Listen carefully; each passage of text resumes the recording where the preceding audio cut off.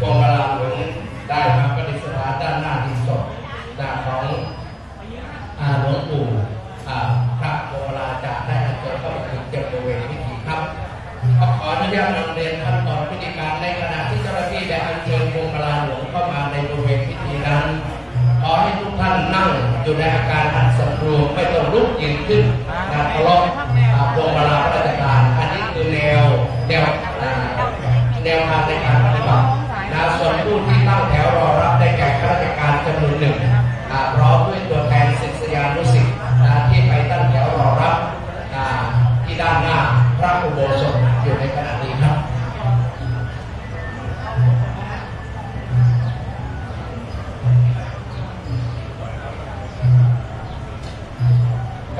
กับขณะนี้เจ้าหน้าที่ได้อัญเชิญพวงมาลัยหลวงเข้าสู่บริเวณพิธีขออนุญาตงดใช้เสียงครับ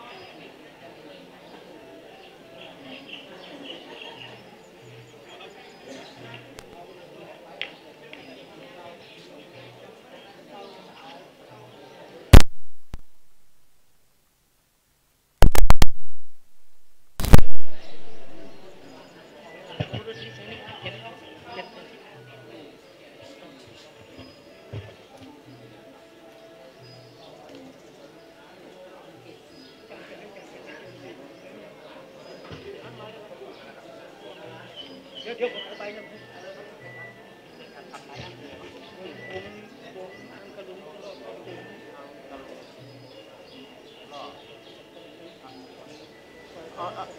เอาตีมาเล่นขนาดเนี่ยกับวงก็เราต้องตีผม2คนก็ผมไม่ใช่ชื่อว่าอย่างนั้นก็เราต้องอย่างสออย่างนั้นเนี่ยที่เต็มนะที่เต็มสอศูนย์พัฒนาศูนย์พัฒนาอาชีพของผู้สูงอายุจังหวัดลำปางหรือวงเล็บสออย่างไรศูนย์สอสาระ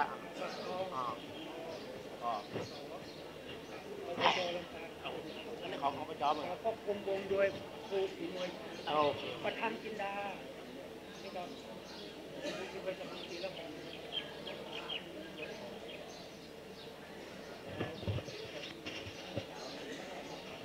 ขณะนี้ของสำนักงานวัฒนธรรมจังหวัดตรังได้มาปฏิบัติหน้าที่ราชการโดยการอัญเชิญพวงมาลัยหลวงของสมเด็จพระกนิษฐาธิราชเจ้ากรมสมเด็จพระเทพรัตนราชสุดาสยามบรมราชกุมารี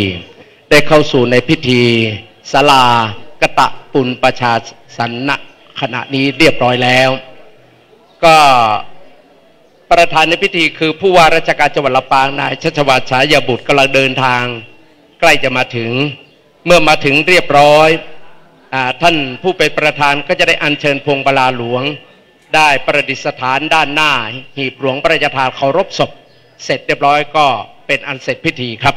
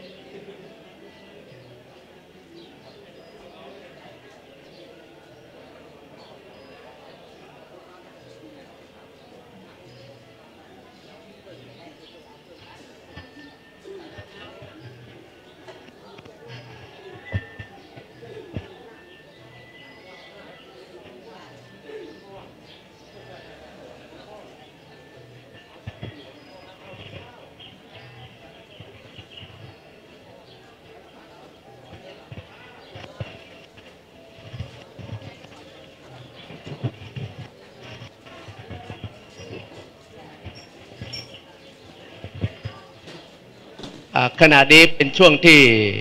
ประธานในพิธีคือท่านผู้ว่าราชการจังหวัดลำปางกำลังเดินทางใกล้จะมาถึงยังพระอารามหลวงแห่งนี้ซึ่งวันนี้รายนามพระสงฆ์ที่ได้รับเมตตาจะมาประกอบพิธีบำเพ็ญบุญสัตมวานครบการละสังขาร100 วันในวันนี้เพื่อถวายเป็นอาจาริยบูชาทักษิณาแต่พระเดชพระคุณท่านเจ้าคุณพระราชจินดานายกอดีตที่ปรึกษาเจ้าคณะจังหวัดลำปางอดีตเจ้าอาวาสวัดพระเจดีย์สาวหลังอดีตเจ้าคณะจังหวัดลำปางนั้นก็ประกอบด้วยพระเดชพระคุณท่านเจ้าคุณหลวงปู่พระพรหมมงคลวัชโรดมที่ปรึกษาเจ้าคณะภาค 6วัดจองคำพระอารามหลวง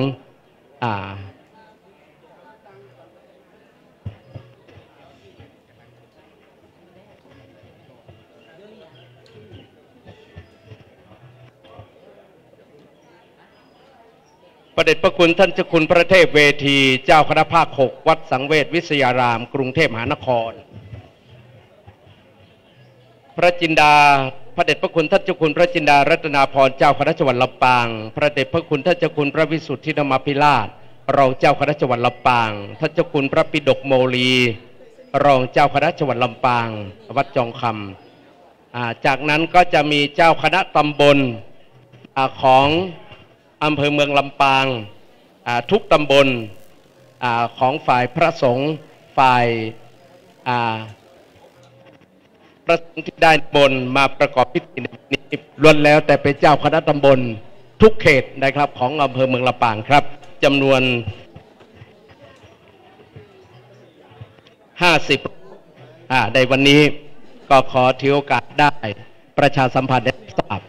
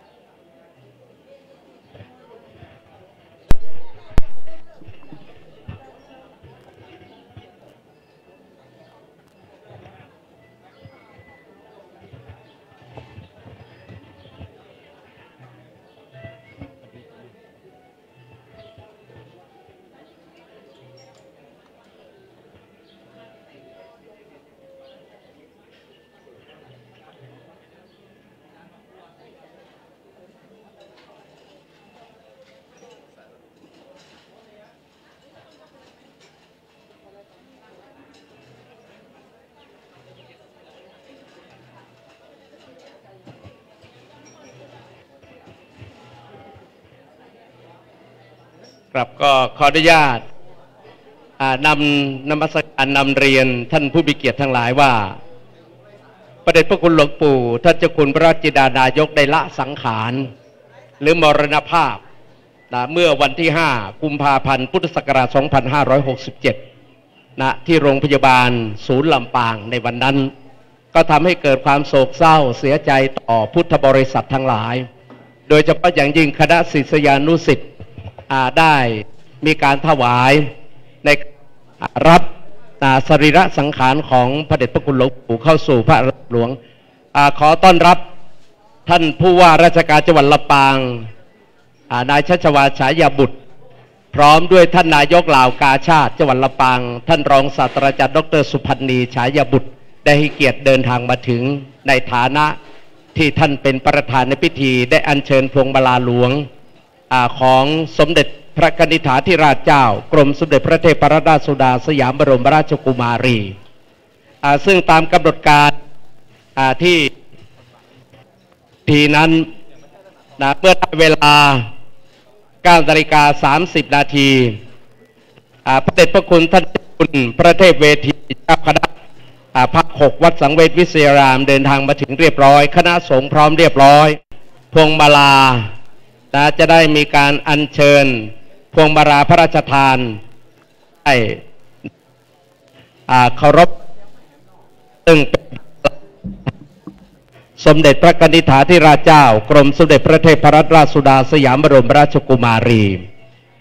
โดยนายชัชวาลฉายบุตรผู้ราชการจังหวัดเป็นผู้อัญเชิญได้นำไปประดิษฐานด้านหน้าหีบหลวงพระราชทานแล้วจากนั้นก็จะเข้าสู่พิธีตามลำดับครับ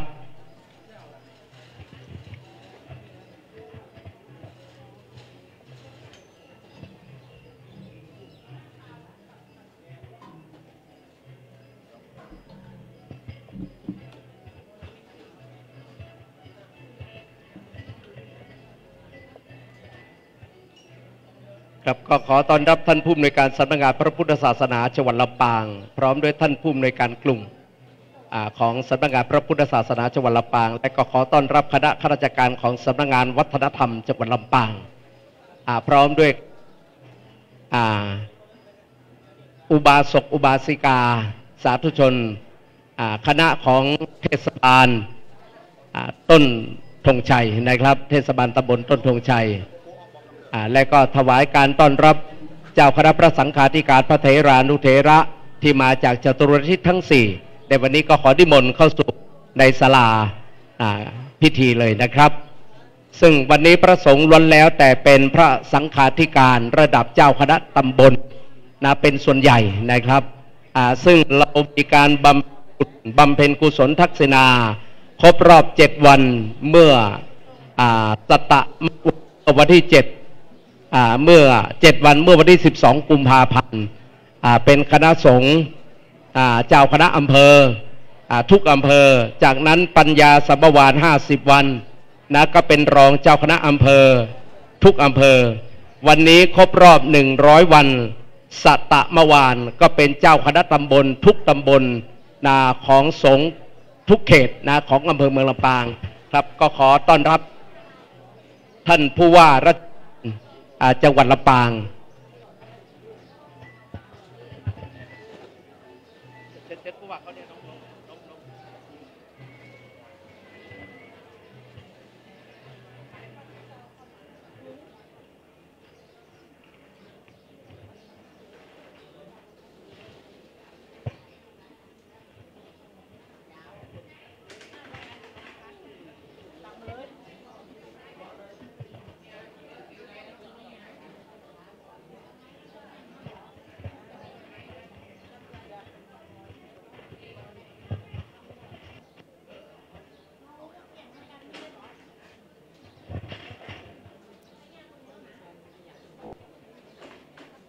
ขณะนี้ท่านผู้ว่าราชการจังหวัดลำปาง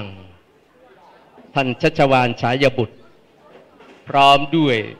ท่านนายกเหล่ากาชาดจังหวัดลำปางรองศาสตราจารย์ดร.สุพันธ์นีฉายบุตรได้เข้าถวายความสักการะพระเดชพระคุณท่านเจ้าคุณผู้รักษาการเจ้าอาวาสวัดพระเจดีย์ซาวหลังคือพระเดชพระคุณท่านเจ้าคุณ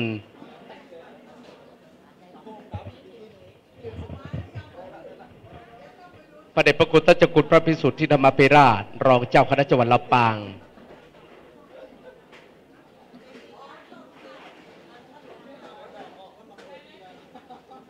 ครับก็ขออนุโมทนากับท่านผู้ว่าราชการจังหวัดลำปางและท่านนายกเหล่ากาชาดที่ได้นำปัจจัย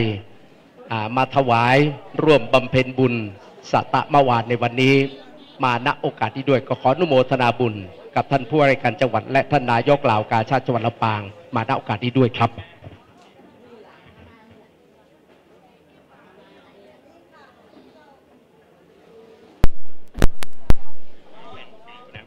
ก็ขอถวายการต้อนรับพระเดชพระคุณท่านเจ้าคุณพระปิฎกโมลีนรองเจ้าคณะจังหวัดลำปางรองเจ้าวาดพระอารามหลวงวัดจองคำอำเภองาวได้มีเมตตาเดินทางมาถึงขอถวายการต้อนรับครับ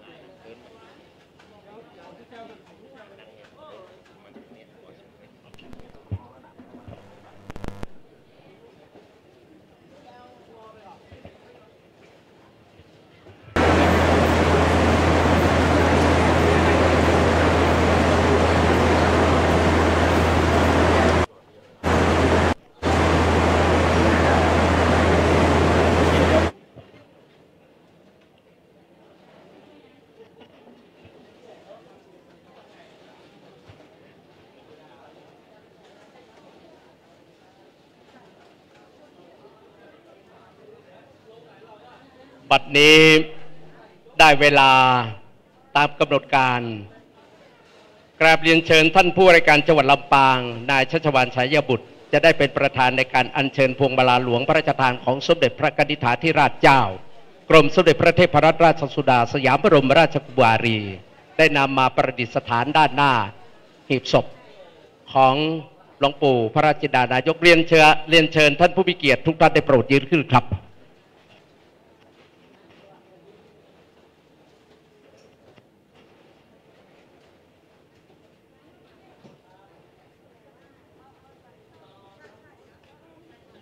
ขอบคุณท่านผู้ว่าราชการจังหวัดลำปางเป็นอย่างสูงมาในโอกาสนี้ด้วยครับขณะนี้การ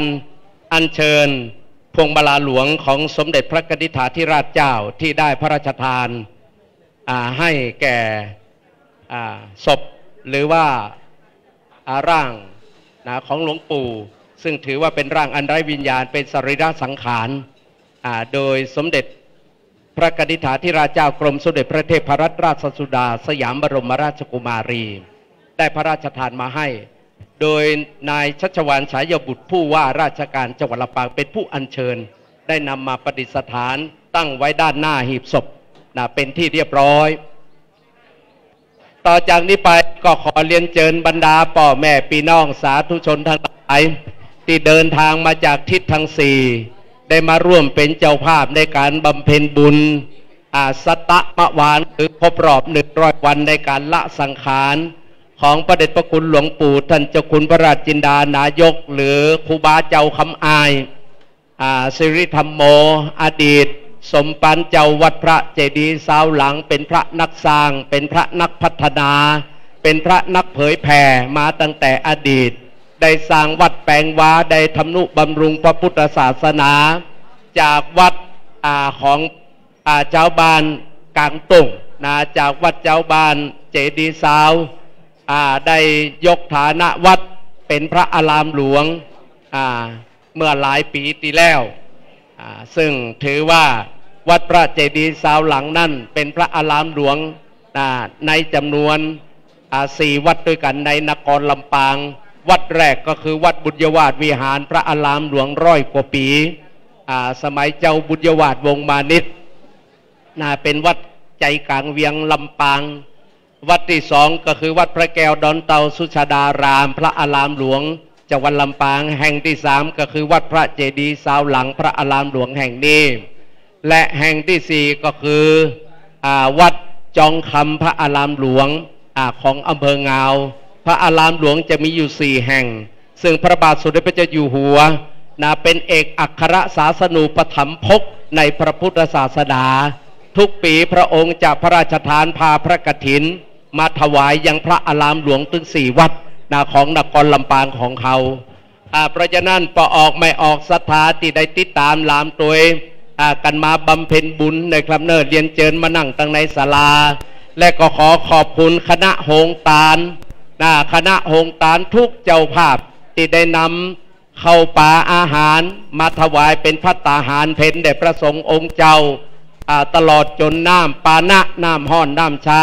ผลหมากหลากไม้ต่างๆขนมนมเนยต่างๆที่ได้นำมาถวายในวันนี้ก็ขอขอบคุณอนุโมทนากับเจ้าภาพโรงตาลทุกคณะและก็ต้องขอขอบคุณตั้งคณะวงดนตรีอังกะลุงสะล่อซอซึงของศูนย์พัฒนาสุขภาพพัฒนาอาชีพผู้สูงอายุจังหวัดลำปางโดยองค์การบริหารส่วนจังหวัดลำปางซึ่งมีคุณแม่จินดาโปรทองประธานพัฒนาอาชีพขององค์การบริหารของผู้สูงอายุของจังหวัดลำปางและก็มีท่านดร.เจริญเป็นผู้ที่ดูแลควบคุมดูแลหัวหน้าวงโดยมีท่านคุณครูศรีหน่วยสำอางศรีครูดีเด่นรางวัลพระราชทานเจ้าฟ้ามหาจักรีโรงเรียนลำปางกัลยาณีเป็นผู้ควบคุมดูแลวงก็ขอถือโอกาสต้อนรับและขอบคุณมาณโอกาสที่ด้วยครับถวายการต้อนรับเจ้าคณะพระสังฆาธิการพระเถรานุเถระเจ้าทุกรูปขณะนี้พระสังฆาธิการเจ้าคณะตำบลต่างๆเริ่มทยอยกันเข้ามาถวายการต้อนรับครูบาเกียรติยศพรหมปัญโยเจ้าอาวาสวัดบันแก่นนาแสดงอำเภอศพปราบ จังหวัดลำปางซึ่งเป็นตนบุญรูปหนึ่งที่ได้มีโอกาสได้มีส่วนร่วมในการที่จะได้ช่วยในงานพระราชทานเพลิงศพของพระเดชพระคุณหลวงปู่ในคราวครั้งนี้ก็ถวายการต้อนรับครูบาเกียรติยศพรหมปัญโยมาณโอกาสนี้ด้วยครับและนอกเหนือจากนั้นในนามของคณะศิษยานุศิษย์ก็ขออนุโมทนากับท่านอาจารย์พระอาจารย์ด็อกเตอร์พระอธิการพิษณุพลสุวรรณรูโปเจ้าอาวาสวัดป่าฝางซึ่งได้มีโอกาสเป็นตัวแทนของญาติโยมคณะโอสถานุเคราะห์ถวายการต้อนรับพระเดชพระคุณหลวงพ่อท่านเจ้าคุณพระจินดารัตนาพรเจ้าคณะจังหวัดลำปางเจ้าอาวาสวัดพระแก้วดอนเตาสุชาดารามพระอารามหลวงได้มีเมตตาเดินตามมาถึง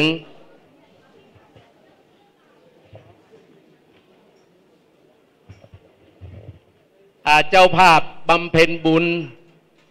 ครบรอบ100 วันหรือสัตตมวานในวันนี้ก็มีครอบครัวของคุณสมพรโอสถานุเคราะห์คุณสุรินทร์โอสถานุเคราะห์คุณนิติโอสถานุเคราะห์คุณละลิตโอสถานุเคราะห์ซึ่งเป็นเจ้าภาพในงานบำเพ็ญบุญทั้งหมดไม่ว่าจะเป็นปัจจัยถวายพระสงฆ์ทั้งหมดไม่ว่าจะเป็นเครื่องไทยธรรมทั้งหมดรับเป็นเจ้าภาพในนามของโอสถานุเคราะห์ซึ่งประสานงานสภาบุญเชื่อมโดยท่านด็อกเตอร์พระอธิการพิษณุพลสุวรรณรูโปเจ้าอาวาสวัดป่าฝางได้มีเมตตาเป็นบุญเชื่อมตั้งแต่บำเพ็ญบุญรอบ7 วันโอสถานุเคราะห์โดยคนสมพรโอสถานุเคราะห์เป็นเจ้าภาพทำบุญครบรอบ7 วันครบรอบ50 วันครบรอบ100 วันทั้ง3 ครั้งก็ในนามของคุณสมพรโอสถานุเคราะห์และจะทำบุญอยู่เรื่อยไปจนกว่าจะได้พิธีพระราชทานเพลิงศพเมื่อไหร่ก็จะเป็นเจ้าภาพใหญ่อีกครั้งหนึ่งร่วมด้วยช่วยกันโดยเฉพาะอย่างยิ่งพระเดชพระคุณหลวงปู่ท่านเจ้าคุณพระราชดานายกเป็นพระมหาเถระที่มีศรีราจารวัตรอันที่เราเคารพนับถือมีศรีราจาวัตรอันงดงามเป็นพระผู้ใหญ่มีจิตใจเป็นบุญเป็นกุศลต้อนรับบรรดาญาติโยมทุกท่านที่มาหาปกติหลวงปู่จะนั่งอยู่ตินาศาลาด้านหน้าเพื่อที่จะได้หับนำจิตนำใจปออกไม่ออกสถานนำเครื่องทยธรรมทยทานมาตานต้องเข้ามาในติกุฏิหลวงปู่จะออกไปนั่งด้านนอกไปรับน้ำใจของทุกท่านปีนี้เขาจะง่อมปกตินี่วันที่15 ตอนเจ้ามืด15 ตอนเจ้ามืดหลวงปู่จะเปิดโบสถ์น้อยวิหารน้อยไขประตูเอาพระเจ้าแสนแสบทองคำมาสงน้ำตี 4 ตี 5แต่ปีนี้หลวงปู่บายูเขาก็ได้งดไปก่อนเขาก็ได้มีโอกาสได้ถวายเป็นทักษิณาทานการสักการะ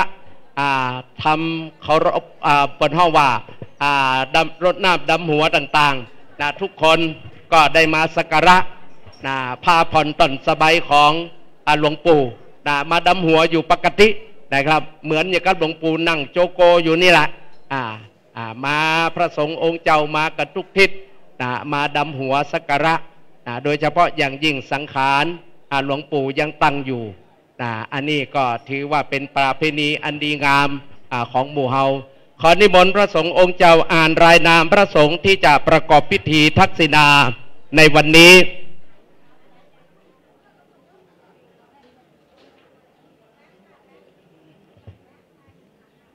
พระสงฆ์ที่มาถึงเรียบร้อยก็ขอนิมนต์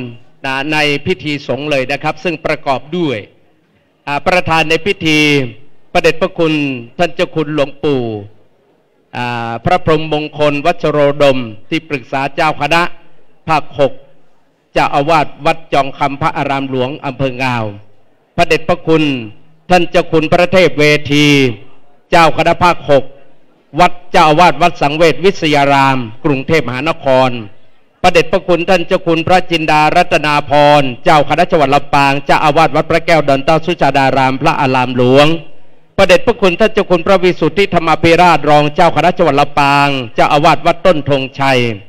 พระเดชพระคุณท่านเจ้าคุณพระปิฎกโมลีนรองเจ้าคณะจังหวัดลำปางวัดจองคำพระอารามหลวงอำเภองาวท่านพระครูอุดมสิริทัตเจ้าคณะตำบลทุ่งฝายเจ้าอาวาสวัดศรีภูมา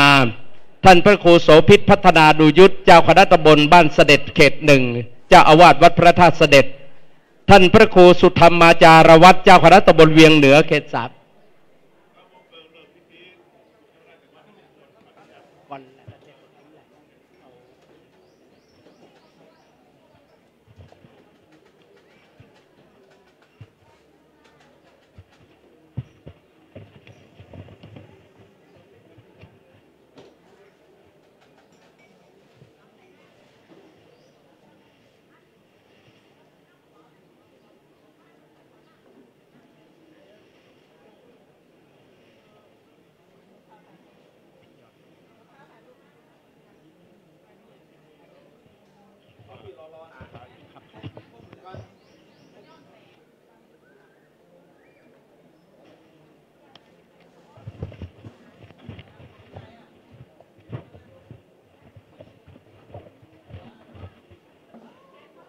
ขออนุญาต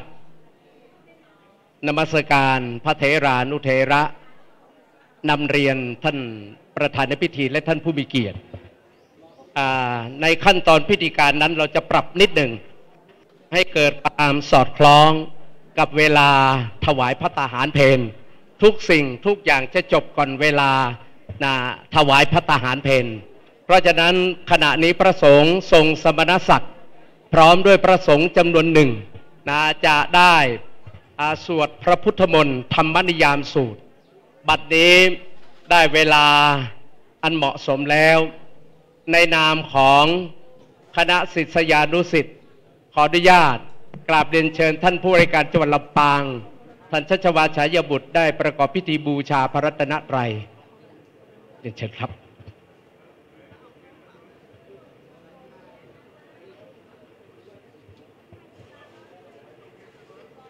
นี่เจ้าหน้าที่มาทำ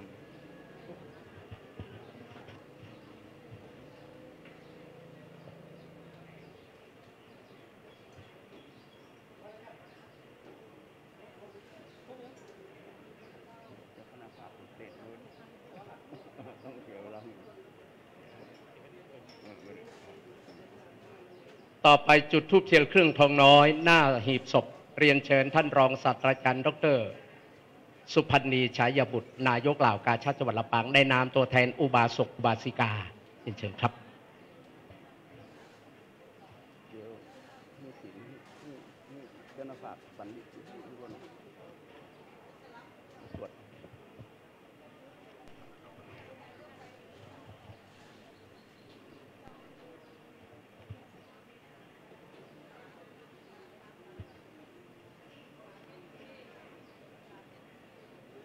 ต่อไปพระสงฆ์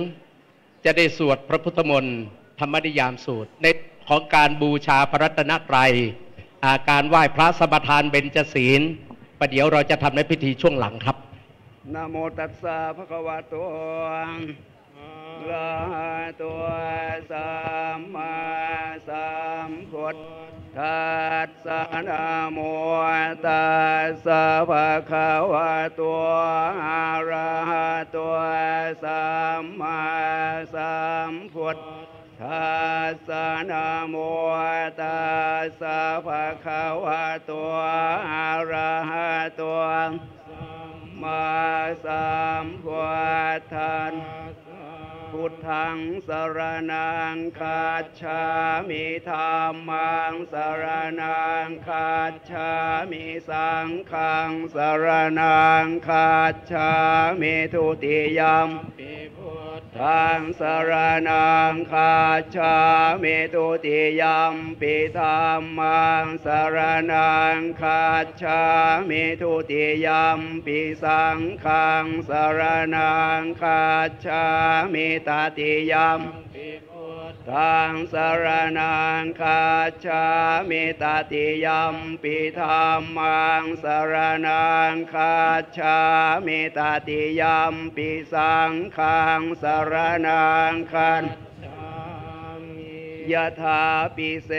ลาวิปุลานาภังอาหัจจปาปตาสมันตาอนุปริยายยวงเนปเทนตาจตัวทิสาวังชาราจามาจุจาทิวาตันติปานิโนคาติเยพรามเนเวเส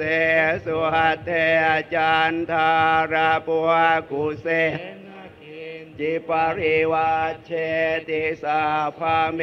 วาภิมาทตินาตาตาหาทินางพัวมินาราตานางนาปาติยานาจาปิมันตายุเทนะสักเชตุงทะเนนาวาตัสมาหิปันดิโตปโส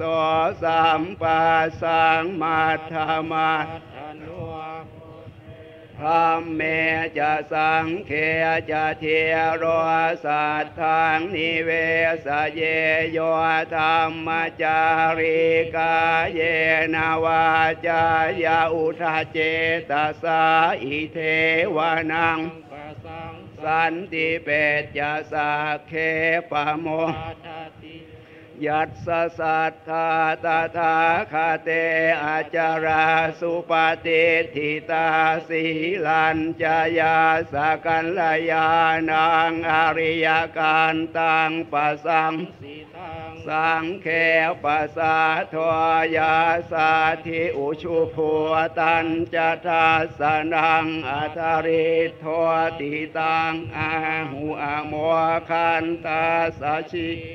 ตังตัสมาสัทธันจะสีลันจะปัสสะทางธรรมทัสสนังอนุยุนเชทะเมทาวิสรังพุทธานาสาสนันติยังเวนิพพานญาณัสสะญาณังบุพเพปวัตตเตตัสเสวะวิสยิภูตายายังธรรมนิยามตาอนิจจตาทุกขตาจะสัพเพสังจะปวัตตตาตัสสะปะกาสกังสุตังยังสัมพุทเถนะปาสิตังสาธุนังญาณจาเรนะยะถาพุทเถนะเทสิตังโยนิโสปฏิปัตตยัตถังตังสุตันตังพนามเสเอวัมเมสุตังเอกังสมายังภควาวัตถิยังวิหารติเชตวาเนนาถาปินดิกาสาราเมตราตระโควภควาภิกขุอามันเตสิภิกขวติปทันติเตภิกขุภควาตัวปัจจัสสะสุงภควาเอตถาวโวปุปปาทาวาภิกขเวตถาคตานังอนุปาทาวาตถาคตานังทิตาวาสาธาตุธรรมัตติตตามณิยามตาสัพเพสังขาราอนิจจติตังตถาคตอภิสัมพุชติอภิสัมเมติอภิสัมชิตวาอภิสัมเมตวาจิขติเทเสติปัญญาเปติปัฏฐเปติวิวารติวิภัชชติวัตตานิกโรติสัพเพ การานิจจติอุปาทาวาภิกขเวตถาคตานังอนุปาทาวาตถาคตานังทิตาวาสาตุธรรมาทิตตาธรรมนิยามตาสาเพสังขาราทุกขาติตังตถาคตอภิสัมพุชติอภิสัมเมติอภิสัมชิตวาอภิสัมเมตวาจิขติเทเสติปัญญาเปติปัฏฐเปติวิวารติวิภัชติวัตตานิกโรติสัพสังขาราทุกขาติอุปาทาวาภิกขเวตถาคตานังอนุปาทาวาตถานางทิตาวาสาธาตุธรรมาทิตตาธรรมนิยามตาสาเพมาอนาตาติตังตถาคตอภิสัมพุชติอภิสัมเมติอภิสัมชิตวาอภิสัมเมตวาจิขติเทเสติปัญญาเปติปัฏฐเปติวิวัชติวิปัชติวัตตานิติสาเพธรรมาอนาตาติธรรมวจภควาอัตตมนาเตภิกขุภควโตภาสิตังอภินันทุนติสัพเพสังขาราอนิจจติตังตถาคตอภิสัมพุชติอภิสัมเมติสัพสัพเพสังขาราอนิจจติยถาปัญญายาปัสสติอาทาเนปินทติตัวเคสมาควาวิสุทธิยาสัพเพสังขาราทุกขาติยายปัสสติอาทาเนปินทติตัวเคสมาควาวิสุทธิยาสัพเพสัมอนาตาติตังยายาปัสสติอาทาเนปินทติตัวเคสมาควาวิสุทธิยาอัปปกาเตมนุเสสุเยปาราคามิโนอัฏฐายังอิตราปชาติราเมวานุทาวติเยจะโคสัมมาทาคาเตธรรมเมธรรมานุวัติโนเตชะนาปรเมสันติมัจจุทายังสุทวตารังกันหังธรรมังเวปหายสุกังภาเวตาปันติโตกาอนุกามาคามาวิเวเกยัตถะตัวรามังตัตราภิราติเมชัยยหิตวาเมอากินจโนปริโยทาปัยยะ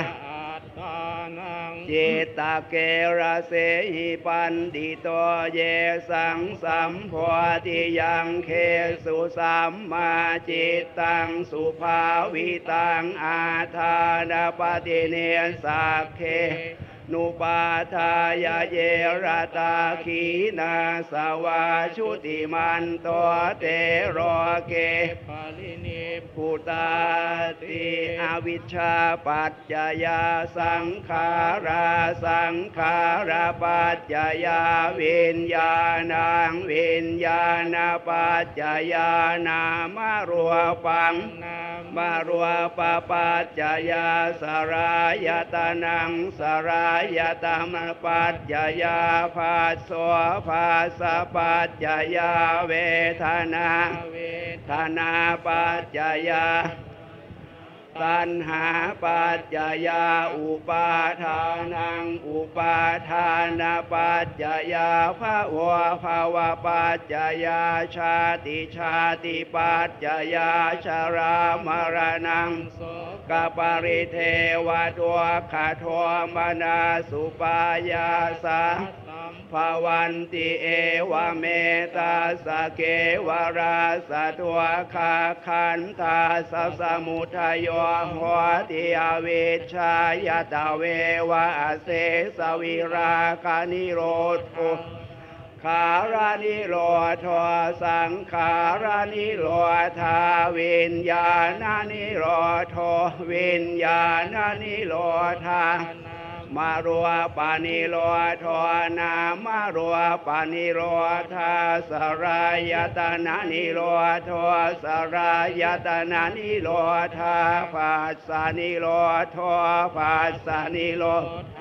เวทนานิโรธเวทนานิโรธาตัณหานิโรธตัณหานิโรธาอุปาทานนิโรธทานานิโรธานิโรธภาวะนิโรธาชาตินิโรธชาตินิโรธาชรามรณังโสกปริเทวทุกขมนาสุปายาสานิโรชันติเอวเมตาสเกวราสตัวคาคันธาสนิโรธติอติตังนันวาคามายนาปฏิกังเขอนาคตังยะทาติตัมปะหินันตังอาปาตัญจานาคตังปัจจุปันนันจะโยบังตาตาตาตวิปัสสติอสังหิรังอสังขัวปังตังวิไทมนุภูหายะอัจเชวะกิจจมาตาปังโกชัญญามรณังสุเวนะหิโนสังคารันเตนะมหาเสเนนะมัจจุนาเอวังวิหาริมาตาปิงราตมตันติตังตังเวภัทเทกราตโตติสันโตอาจิขเตมุนีติติปิโสภะคะวาอะระหังสัมมาสัมพุทโธวิชชาจารณะสัมปันโนสุขโตโรกวิทัวอนุตตโรปุริสัทธรรมสังฆาเทวมนุสานังพุทโธภะคะวาติสวากขาโตภะคะวตาธัมโมสันเทติโกเอหิปัสสิโกโอปัญญิโกปัจจัตตังเวทิตาโพวินโยหิติสุปฏิปันโนภะคะวะโตสาวกสังโฆปฏิปันโนภะคะวะโตสาวกสังโฆยายาปฏิปันโนภะคะวะโตสาวกสังโฆสามีจิปฏิปันโนภะคะวะโตสาวกสังโฆยะติตังจัตตาริปุริสยุคานิอาถาปุริสปุคาราเอสะภะคะวะโตสาวกสังโฆปาหุนายโยทักขินายโยอัญชาริการณิโยอนุตตรังปุญญาเขตังโลกาสังปาหุงสังสมาวินิมิตาสาวทานตังครีเมกรังวทิตาโครสเสนมารังทานาทิธรรมวิธินามุนินโท ตันเตชะสาภาวตุเตชยมังคารานิมาราติเลกามวิโยชิตาสาภาราตินโครามปานาราวกามะคามตาตยาคังขันติสุทันตาเวทินาชิตาวามุนินทวตันเตชะสาภาวตุเตชยมังคารานินาลาคิลินขชวารังอติมาตาภวตังทาวาคิจากรรมสเนวสุทารุนันตังเมตตังโหเสกวิทินาชิตาวามุนินทวตันเตชะสาภาวตุเตชยมังคารานิอุคิตาขาคามติหาทสุทารุนันตังทาวันติโยชนะปะทังคุริมังตังเอเทวิสังขตมโนชิตาวามุนินทวตันเตชะสาภาวตุเตชยมังคารานิกัตตวานอากาตมุทารังวินิยาจินจายาตัวตวจนังชยกายมาเทสันเตนะโสมาวิธินาชิตาวามุนินทวตันเตชะสาภาวตุเตชยมังคารานิสัจจังวิหายมาติสัจจกวาทะเกตวงวาทาวิโรปิตมนังอติอันทะพัวตังปัญญาปะเทปะชริตัวชิตวามุนินทวตันเตชะสาภาวตุเตชยมังคารานินันทวปานันทะพุชคังวิพุตังบาเหติงปวเตนะเทระพุชเกนะธรรมะตัวเอตัวปะเท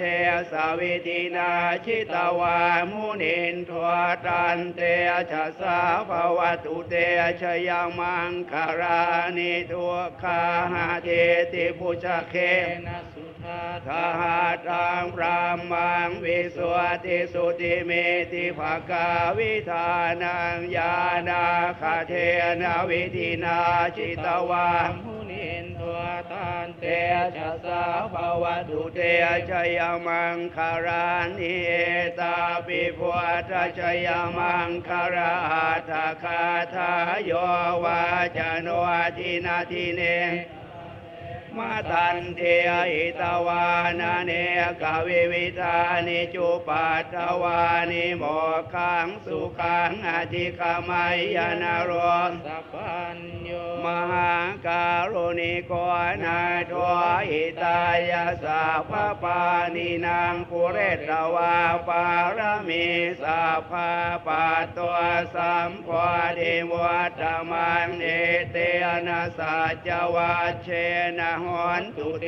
ชยมังคารังชยันตัวโพธิยามัวเร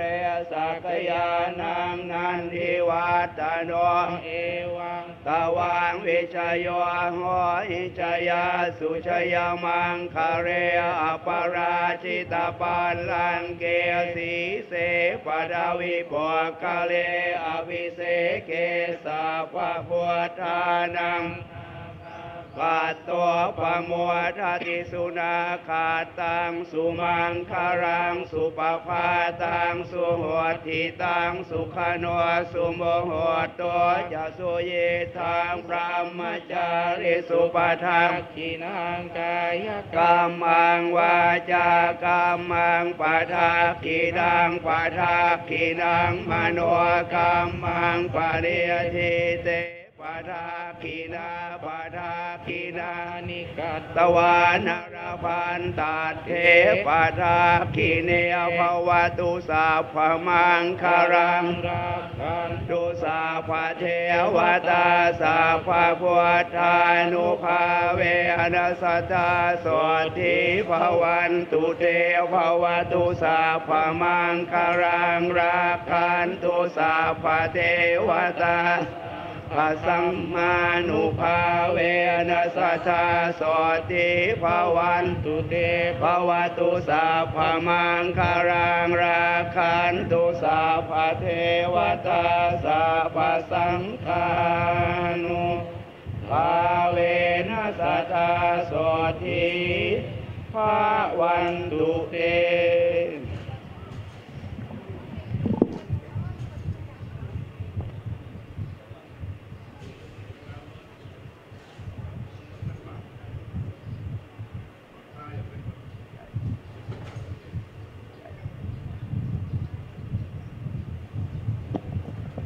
ขณะนี้พระสงฆ์ได้สวดพระพุทธมนต์ธรรมนิยามสูตรจบสิ้นไปเป็นที่เรียบร้อยซึ่งนำโดยพระเดชพระคุณท่านเจ้าคุณพระจินดารัตนาพรเจ้าคณะจังหวัดลำปางประธานนำสวดต่อจากนี้ไปก่อนที่จะฟังพระสัทธรรมเทศนาหนึ่งกันนั้นก็จะมีพิธีทอดผ้าบังสุกุลก็ขออนุญาตอ่านรายนามท่านผู้มีเกียรติที่จะเป็นตัวแทนเพื่อได้กระชับเวลาดังต่อไปนี้หลังจากที่กระผมได้เรียนเชิญเรียบร้อยเรียนเชิญขึ้นไปบนศาลาเจ้าหน้าที่ได้เตรียมผ้าบังสุกุลซึ่งเป็นผ้าไตรทั้งสิ้นจัดเตรียมให้กับท่านผู้มีเกียรติที่จะเป็นตัวแทนครับ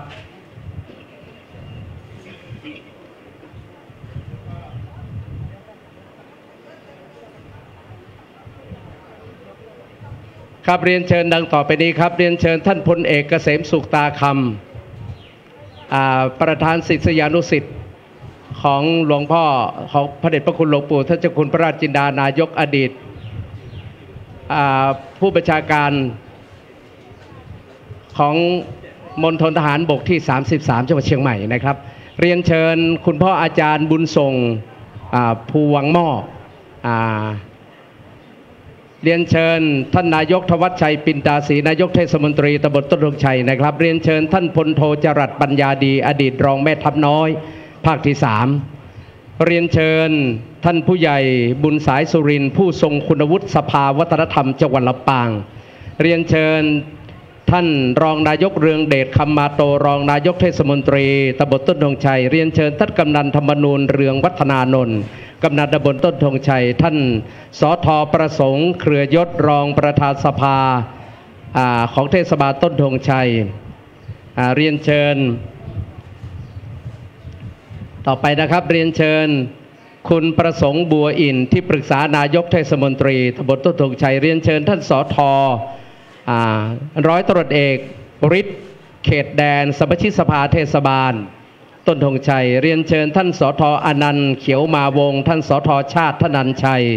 สท.สุพรรณมังจักสท.สุรพลใจตาบุตรครับหลังจากที่ทอดผ้าเสร็จเรียบร้อยก็กลับนั่งที่เดิมได้เลยครับ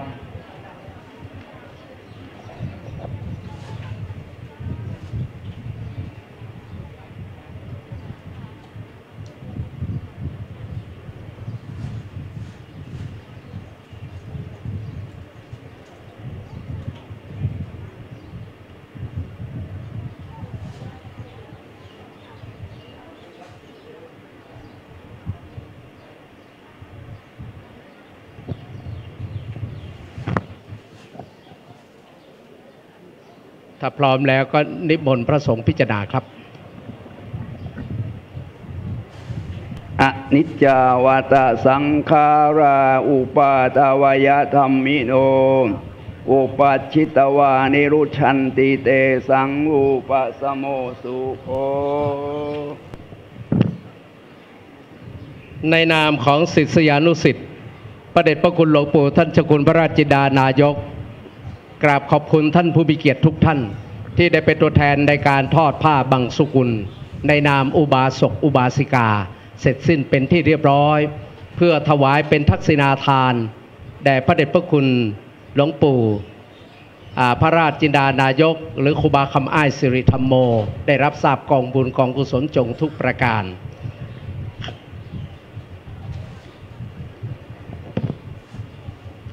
ขณะนี้เวลาใกล้10 นาฬิกาซึ่งจะได้เวลาแสดงธรรมขั้นตอนต่อไปจะเป็นการแสดงธรรมิกถา โดยพระเดชพระคุณท่านเจ้าคุณพระเทพเวทีเจ้าคณะภาค 6เจ้าอาวาสวัดสังเวชวิทยารามกรุงเทพมหานครเดินทางตรงมาจากกรุงเทพมหานครมาลงเครื่องที่เชียงใหม่กำลังเดินทางใกล้จะถึงยังบริเวณพระอารามหลวงแห่งนี้เมื่อพระเดชพระคุณหลวงพ่อมาถึงเรียบร้อยก็จะได้นิมนต์หลวงพ่อได้นั่งพักผ่อนแป๊บหนึ่งก็นิมนต์ขึ้นนั่งธรรมาสน์เพื่อที่จะแสดงธรรมก็ขออนุญาตนำเรียนท่านผู้มีเกียรติทั้งหลายวันนี้ซึ่งถือว่าเป็นการบำเพ็ญบุญครบรอบในการละสังขารหรือมรณภาพของพระเดชพระคุณหลวงปู่ครบรอบ100 วันการครบรอบ100 วันเราเรียกว่าเป็นการทำบุญสัตตมวานสัตตมวานมันใกล้เคียงกับทำบุญครบรอบ7 วันนะภาษาบาลีถ้า7 วันนั่นคือสัตตมวานจะมีต่อเต่า2 ตัวสัตตมวานสัตตะแปลว่า7ถ้า100 วันนี่คือสัตตะแปลว่า100ครับขอถวายการต้อนรับพระเดชพระคุณท่านเจ้าคุณพระเทพเวทีเจ้าคณะภาค 6วัดสังเวชวิทยารามกรุงเทพมหานครได้มีเมตตาเดินทางมาถึงในนามของคณะสงฆ์จังหวัดลำปางในนามของอุบาสกอุบาสิกาจังหวัดลำปางขอถวายการต้อนรับพระเดชพระคุณหลวงพ่อมาณโอกาสนี้ด้วยครับ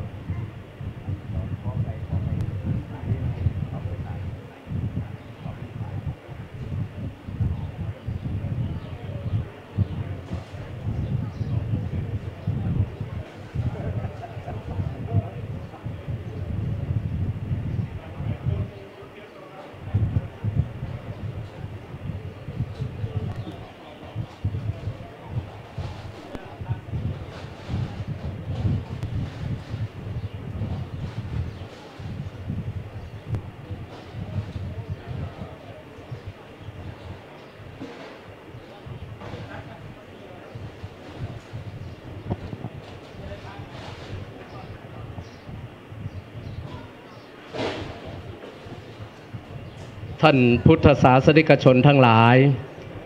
ลำดับต่อจากนี้ไปพุทธบริษัททั้งหลายจะได้สดับตรับฟังพระสัทธรรมเทศนาจึงได้รับเมตตาจากพระเดชพระคุณท่านเจ้าคุณพระเทพเวทีด็อกเตอร์เจ้าคณะภาค 6วัดสังเวชวิทยารามกรุงเทพมหานครได้มีเมตตาแสดงธรรมซึ่งเมื่อช่วงเช้านั้นเราได้ประกอบพิธีบูชาพระรัตนตรัยเสร็จเรียบร้อยประเดี๋ยวเราจะได้มีการนมัสการพระรัตนตรัยไหว้พระสมทานเบญจศีลรับศีลเสร็จเรียบร้อยเราก็ฟังเทศเป็นลำดับต่อไปนะครับเรียนเชิญท่านผู้ว่าราชการจังหวัดลำปางอีกครั้งหนึ่งนะครับได้จุดเทียนส่องธรรมขอกราบเรียนเชิญครับประธานในพิธีฝ่ายคฤหัสถ์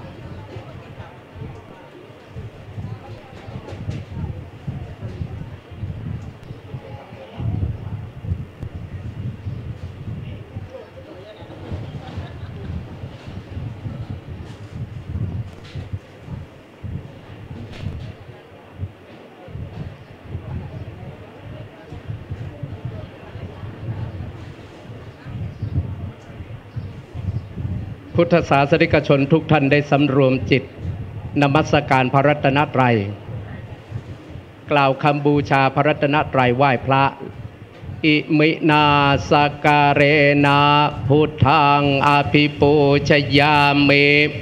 อิมินาสการเรนะธัมมังอภิปูชยามิอิมินาสการเรนะสังฆังอภิปูชยามิอะระหังสัมมาสัมพุทโธภควาพุทธังภควันตังอภิวาเทมิสวาคาโตภควตาธัมโมธัมมังนามาสามิสุปฏิปันโนภควโตสาวกสังโฆสังฆังนะมามิ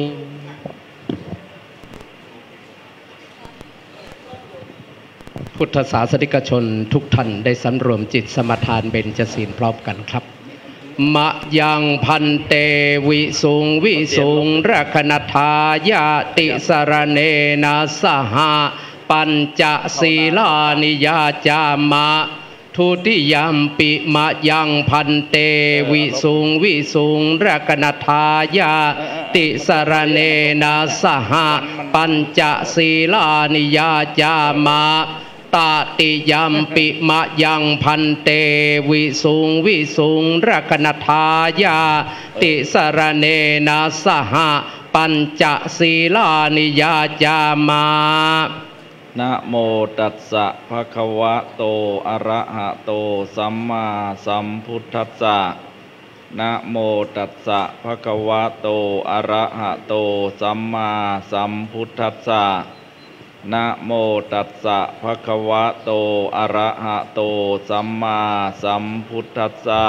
นะโมตัสสะภะคะวะโตอะระหะโตสัมมาสัมพุทธัสสะนะโมตัสสะภะคะวะโตอะระหะโตสัมมาสัมพุทธัสสะนะโมตัสสะภะคะวะโตอะระหะโตสัมมาสัมพุทธัสสะพุทธังสรณังคัจฉามิพุทธังสรณังคัจฉามิธัมมังสรณังคัจฉามิธัมมังสรณังคัจฉามิสังฆังสรณังคัจฉามิสังฆังสรณังคัจฉามิทุติยัมปิพุทธังสรณังคัจฉามิทุติยัมปิพุทธังสรณังคัจฉามิทุติยัมปิธัมมังสรณังคัจฉามิทุติยัมปิธัมมังสรณังคัจฉามิทุติยัมปิสังฆังสรณังคัจฉามิทุติยัมปิสังฆังสรณังคัจฉามิตติยัมปิพุทธังสรณังคัจฉามิตติยัมปิพุทธังสรณังคัจฉามิตติยัมปิธัมมังสรณังคัจฉามิตติยัมปิธัมมังสรณังคัจฉามิตติยัมปิสังฆังสรณังคัจฉามิตติยัมปิสังฆังสรณังคัจฉามิปานาติปาตาเวระมณีสิกขาปะทังสมาธิยามิปานาติปาตาเวระมณีสิกขาปะทังสมาธิยามิอทินนาทานาเวระมณีสิกขาปะทังสมาธิยามิอทินนาทานาเวระมณีสิกขาปะทังสมาธิยามิกาเมสุมิจฉาจาราเวระมณีสิกขาปะทังสมาธิยามิกาเมสุมิจฉาจาราเวระมณีสิกขาปะทังสมาธิยามิมุสาวาทาเวระมณีสิกขาปะทังสมาธิยามิมุสาวาทาเวระมณีสิกขาปะทังสมาธิยามิสุราเมรยะมัชฌปมาทฐานาเ เวระมะณีสิกขาปะทังสมาธิยามิสุราเมรยะมัชฌะปมาทัฏฐานาเวระมณีสิกขาปะทังสมาธิยามิอิมานิปัญจสิกขาปทานิสีเลนะสุขติงยันติสีเลนะโภคะสัมปทาสีเลนะนิพุติงยันติตัสสมาสีลังวิโสทะเยสาธุพระมาจะโลกาธิปติสหัมปติกัดอัญชลีอันทิวรังอาญาจทาสันติทาสัตตาปราชคาชาติกาเทเสตุธรรมังอนุกรรมปิมังปาชัง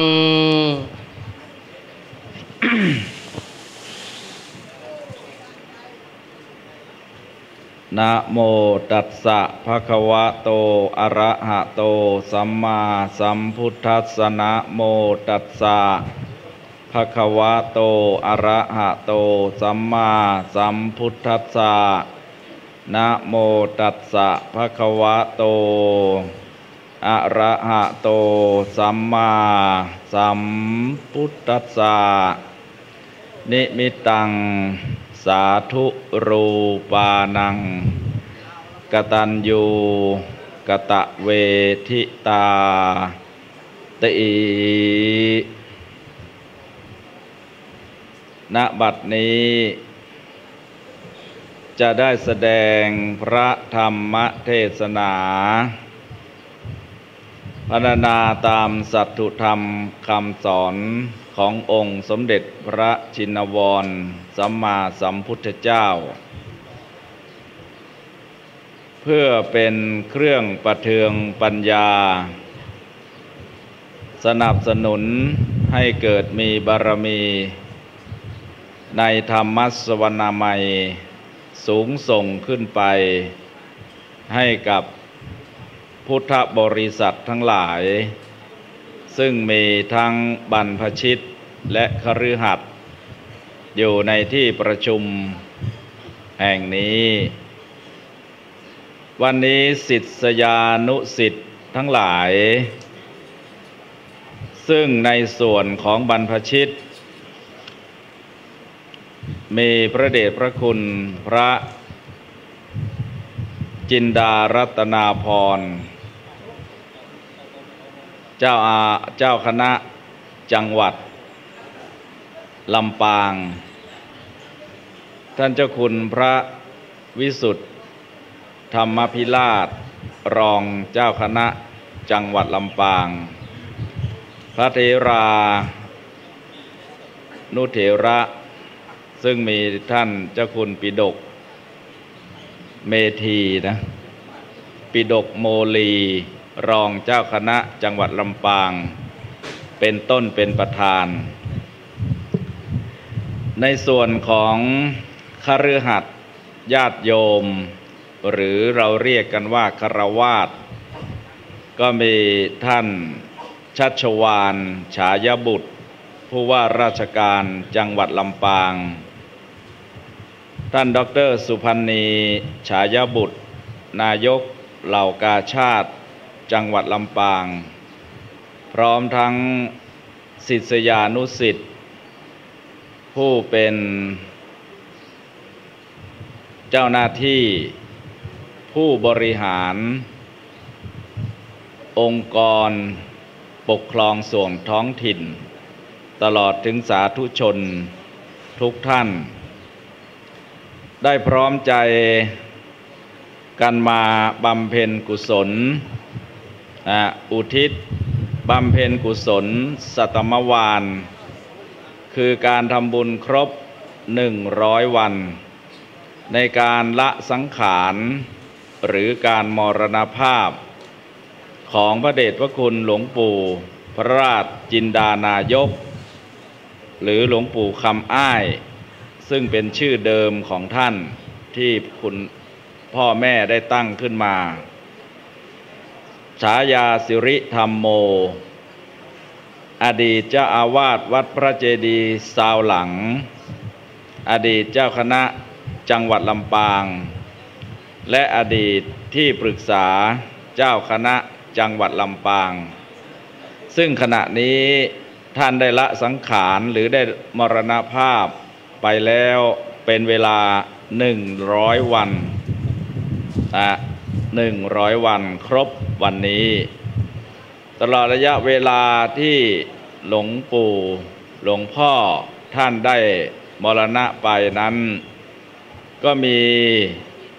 ญาติโยมศิษยานุศิษย์ทั้งหลายได้ร่วมกันบำเพ็ญกุศลให้เป็นไปมาตามลำดับไม่ว่าจะเป็นการบำเพ็ญกุศลสัตมวานคือครบ7 วันหลังจากที่ท่านได้ละสังขารไปก็ดีบำเพ็ญกุศล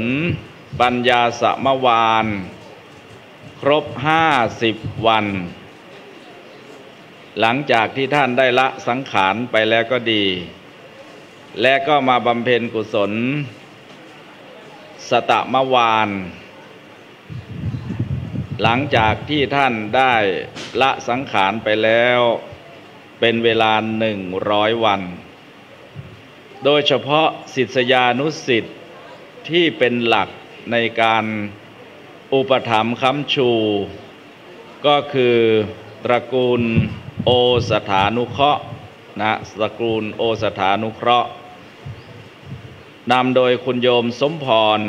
โอสถานุเคราะห์คนโยมสุรินทร์โอ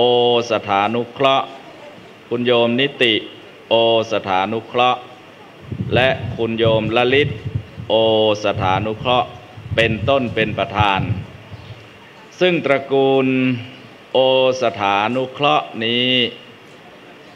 ก็เป็นผู้มั่นคงในพระพุทธศาสนาเป็นผู้มีศรัทธาไม่หวั่นไหว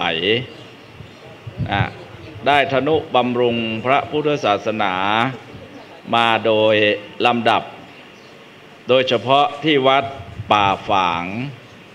ตระกูลโอสถานุเคราะห์นี้ก็ได้รับอุปถัมภ์ดูแลในเรื่องปัจจัย4คือเรื่องอาหารเครื่องนุ่งห่มที่อยู่อาศัยและยารักษาโรคซึ่งเป็นปัจจัยขั้นพื้นฐานของมนุษย์ทั้งหลายทางวัดป่าฝางนั้นได้รับการอุปถัมภ์บำรุงจากตระกูลโอสถานุเคราะห์พูดถึงตระกูลโอสถานุเคราะห์นี้ก็ถือว่าเป็นหน้าเป็นตาของพี่น้องชาวจังหวัดลำปางเพราะทราบมาว่ามีเชื้อสายอยู่ที่จังหวัดลำปางก็ได้ทำธุรกิจเจริญรุ่งเรืองมาโดยลำดับตามประวัตินั้นก็ได้ก่อตั้งบรรพบุรุษก็ได้ก่อตั้งบริษัท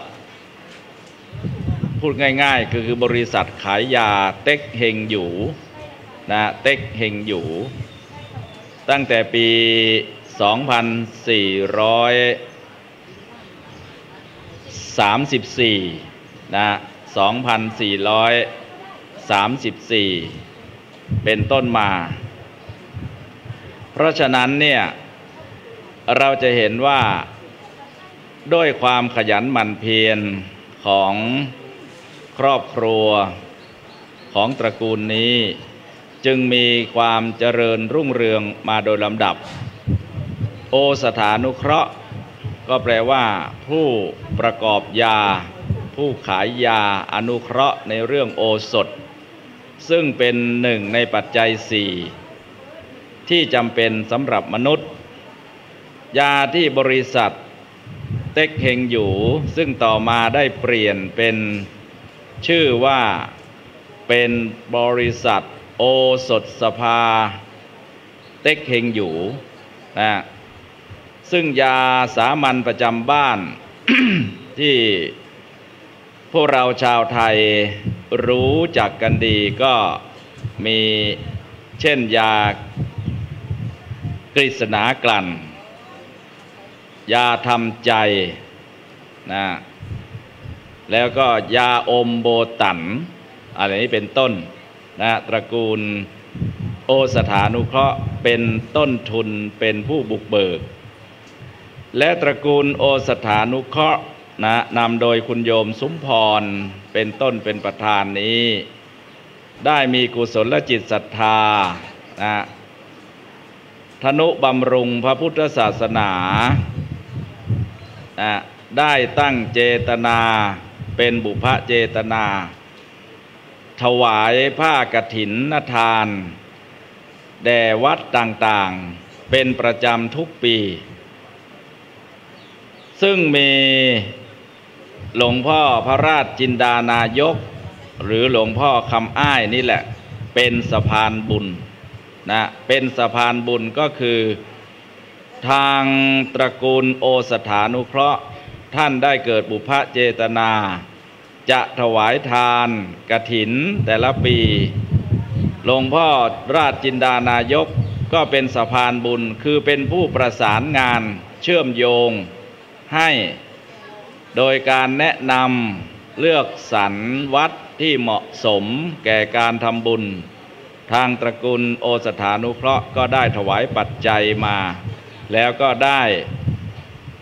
ทำบุญทอดกฐินโดยขอความเมตตากับหลวงพ่อพระราชจินดานายกพร้อมกับท่านเจ้าอาวาสวัดป่าฝางนะเป็นสะพานบุญในการทอดกฐินเพราะฉะนั้นบุญทั้งหลายทั้งปวงจึงบรรจบครบทุกประการทั้งผู้ให้และผู้รับนี่จึงเป็นที่มาของความสัมพันธ์นะความเคารพนับถือของตระกูลโอสถานุเคราะห์ต่อหลวงพ่อพระราชจินดานายกเมื่อพระเดชพระคุณหลวงพ่อพระราชจินดานายกนะท่านได้ล่วงลับดับขันไปแล้วทางตระกูลนี้และศิษยานุศิษย์ทั้งหลายก็ได้พร้อมใจกันบำเพ็ญกุศลด้วยสำนึกในบุญคุณซึ่งเราเรียกเป็นภาษาทางพระพุทธศาสนาว่ากตัญญูกตเวทีสมดังนัยยะที่อาตมะได้ยกขึ้นเป็นนิเขปบทเบื้องต้นว่านิมิตังสาธุรูปานังกตัญญูกตเวทิตาการรู้คุณและทำตอบแทนนั้นเป็นนิมิตหรือเป็นสัญลักษณ์เป็นเครื่องหมายของคนดีวันนี้คนดีทั้งหลายดังที่ได้กล่าวแล้วไม่ว่าจะเป็นตระกูลโอสถานุเคราะห์ก็ดีไม่ว่าจะเป็นท่านผู้ว่าราชการจังหวัดพร้อมทั้งท่านนายกเหล่ากาชาดจังหวัดลำปางก็ดีไม่ว่าจะเป็นศิษยานุศิษย์ทั้งหลายที่มีความเจริญก้าวหน้าในหน้าที่การงานจนดำรงตำแหน่งเป็นนายกเทศมนตรีก็ดีเป็นนายกอบต.ก็ดีเป็นกำนันก็ดีเป็นผู้ใหญ่บ้านก็ดีเป็นหัวหน้าครอบครัวที่ดีก็ดีได้พร้อมใจกันมาบำเพ็ญกุศลก็ด้วยการสำนึกในบุญคุณของหลวงพ่อของเราคือหลวงพ่อคำอ้ายที่ท่านได้เลี้ยงดูเรามาก็ดีได้ช่วยเหลือได้ประสานงานทั้งโดยตรงหรือโดยอ้อมก็ตามอย่างนี้เป็นต้นคุณธรรมทั้งหลายที่เราแสดงออกในวันนี้ท่านเรียกว่ากตัญญูกตเวทีกตัญญูคือการรู้คุณไม่ใช่รู้เฉยๆรู้แล้วนั่งอยู่ที่บ้านเรามาแสดงออกด้วยการทำคุณงามความดีบางอย่างเช่นจัดให้มีการบำเพ็ญกุศล อุทิศให้หลวงพ่อของเราที่ท่านได้ละสังขารไปในโอกาสต่างๆไม่ว่าจะเป็น7 วัน50 วันหรือ100 วันการแสดงออกอย่างนี้แหละเขาเรียกว่ากตเวทีในทางพระพุทธศาสนาความกตัญญูกตเวทีเป็นเครื่องหมายของคนดีเป็นหลักคำสอนที่องค์สมเด็จพระสัมมาสัมพุทธเจ้าได้ทรงแนะนำพร่ำสอนและก็ได้ปรากฏอยู่ในทิศ6คือหลักความสัมพันธ์ของมนุษย์ของเราที่เราได้ศึกษาเล่าเรียนมาซึ่งความกตัญญูกตเวทีนี้ถือว่าเป็นหลักคำสอนที่สำคัญของพวกเราชาวตะวันออกนะชาวพุทธที่อยู่ทางซีกโลกตะวันออกตรงนี้เราต้องเข้าใจทำความเข้าใจให้ดีถ้าแบ่งโลกของเราเนี่ยบอกเป็น2 ส่วนเขาก็เรียกว่าโลกตะวันตกกับโลกตะวันออกคนที่อยู่ในโลกตะวันออกก็มีวัฒนธรรมประเพณีเป็นของตัวเองซึ่งเราก็รักษาหวงแหนกันมาเป็นพันปีโดยเฉพาะการดำเนินการตามหลักธรรมคำสอนทางพระพุทธศาสนาคือเรื่องของความกตัญญูกตเวทีไม่ว่าจะเป็นคำสอนของนักปราชญ์ทางประเทศจีนเช่นขงจื้อเล่าปีอะไรต่างๆที่เราได้ศึกษามาก็ดีไม่ว่าจะเป็นคำสอนของพระศาสดาคือองค์สมเด็จพระสัมมาสัมพุทธเจ้าพระองค์ก็จะสอนวางเป็นแนวทางให้เราปฏิบัติเรียกเป็นภาษาปัจจุบันว่าไกด์ไลน์นะให้เราเดินตามซึ่งในหลักของทิศ6นั้นท่านแนะนำไว้ว่าเมื่อผู้มีพระคุณนะไม่ว่าจะเป็นบิดามารดาหรือครูบาอาจารย์ได้ทำความดีได้อนุเคราะห์ได้เลี้ยงดูเรามาแล้วเราต้องตอบแทนบุญคุณท่านท่านวางไว้เป็นเกณฑ์เป็นหลักเป็นไกด์ไลน์ในข้อที่1เลยทีเดียวว่าเมื่อท่านเลี้ยงดูเรามาแล้วเราต้องตอบแทนบุญคุณท่านด้วยการช่วยเหลือกิจการงานของท่านด้วยการประพฤติตนให้เหมาะสมกับการเป็นผู้รับมรดกและก็ตบท้ายด้วยข้อสุดท้ายว่าเมื่อท่านได้ล่วงลับดับขันไปแล้วเมื่อท่านได้จากเราไปแล้วหรือว่าเมื่อท่านตายจากเราไปแล้วเราต้องทำบุญอุทิศส่วนกุศลไปให้ท่านนี้คือหลักคำสอนทางพระพุทธศาสนานี้คือหลักคำสอนของมนุษย์ในซีกโลกตะวันออกปัจจุบันนี้โลกมีความเจริญขึ้นโลกแคบขึ้นด้วยการเชื่อมโยงเข้าหากันไม่ว่าด้านเทคโนโลยีเราสามารถติดต่อคนทั้งโลกได้ในพริบตาในชั่ววินาทีไม่ว่าจะผ่านการสื่อสารทาง Facebook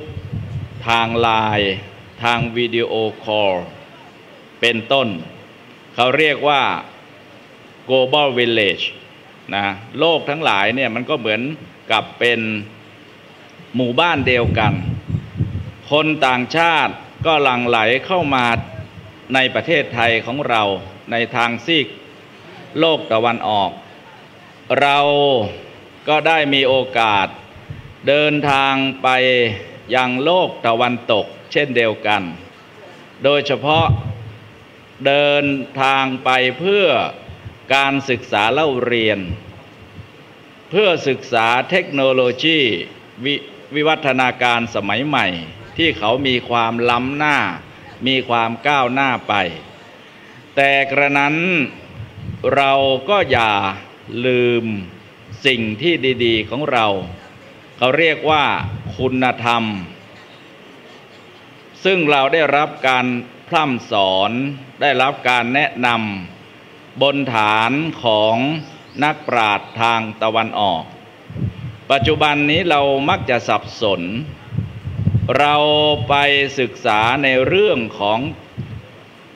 ความเจริญด้านเทคโนโลยีด้านตะวันตกเราไปรับไปรู้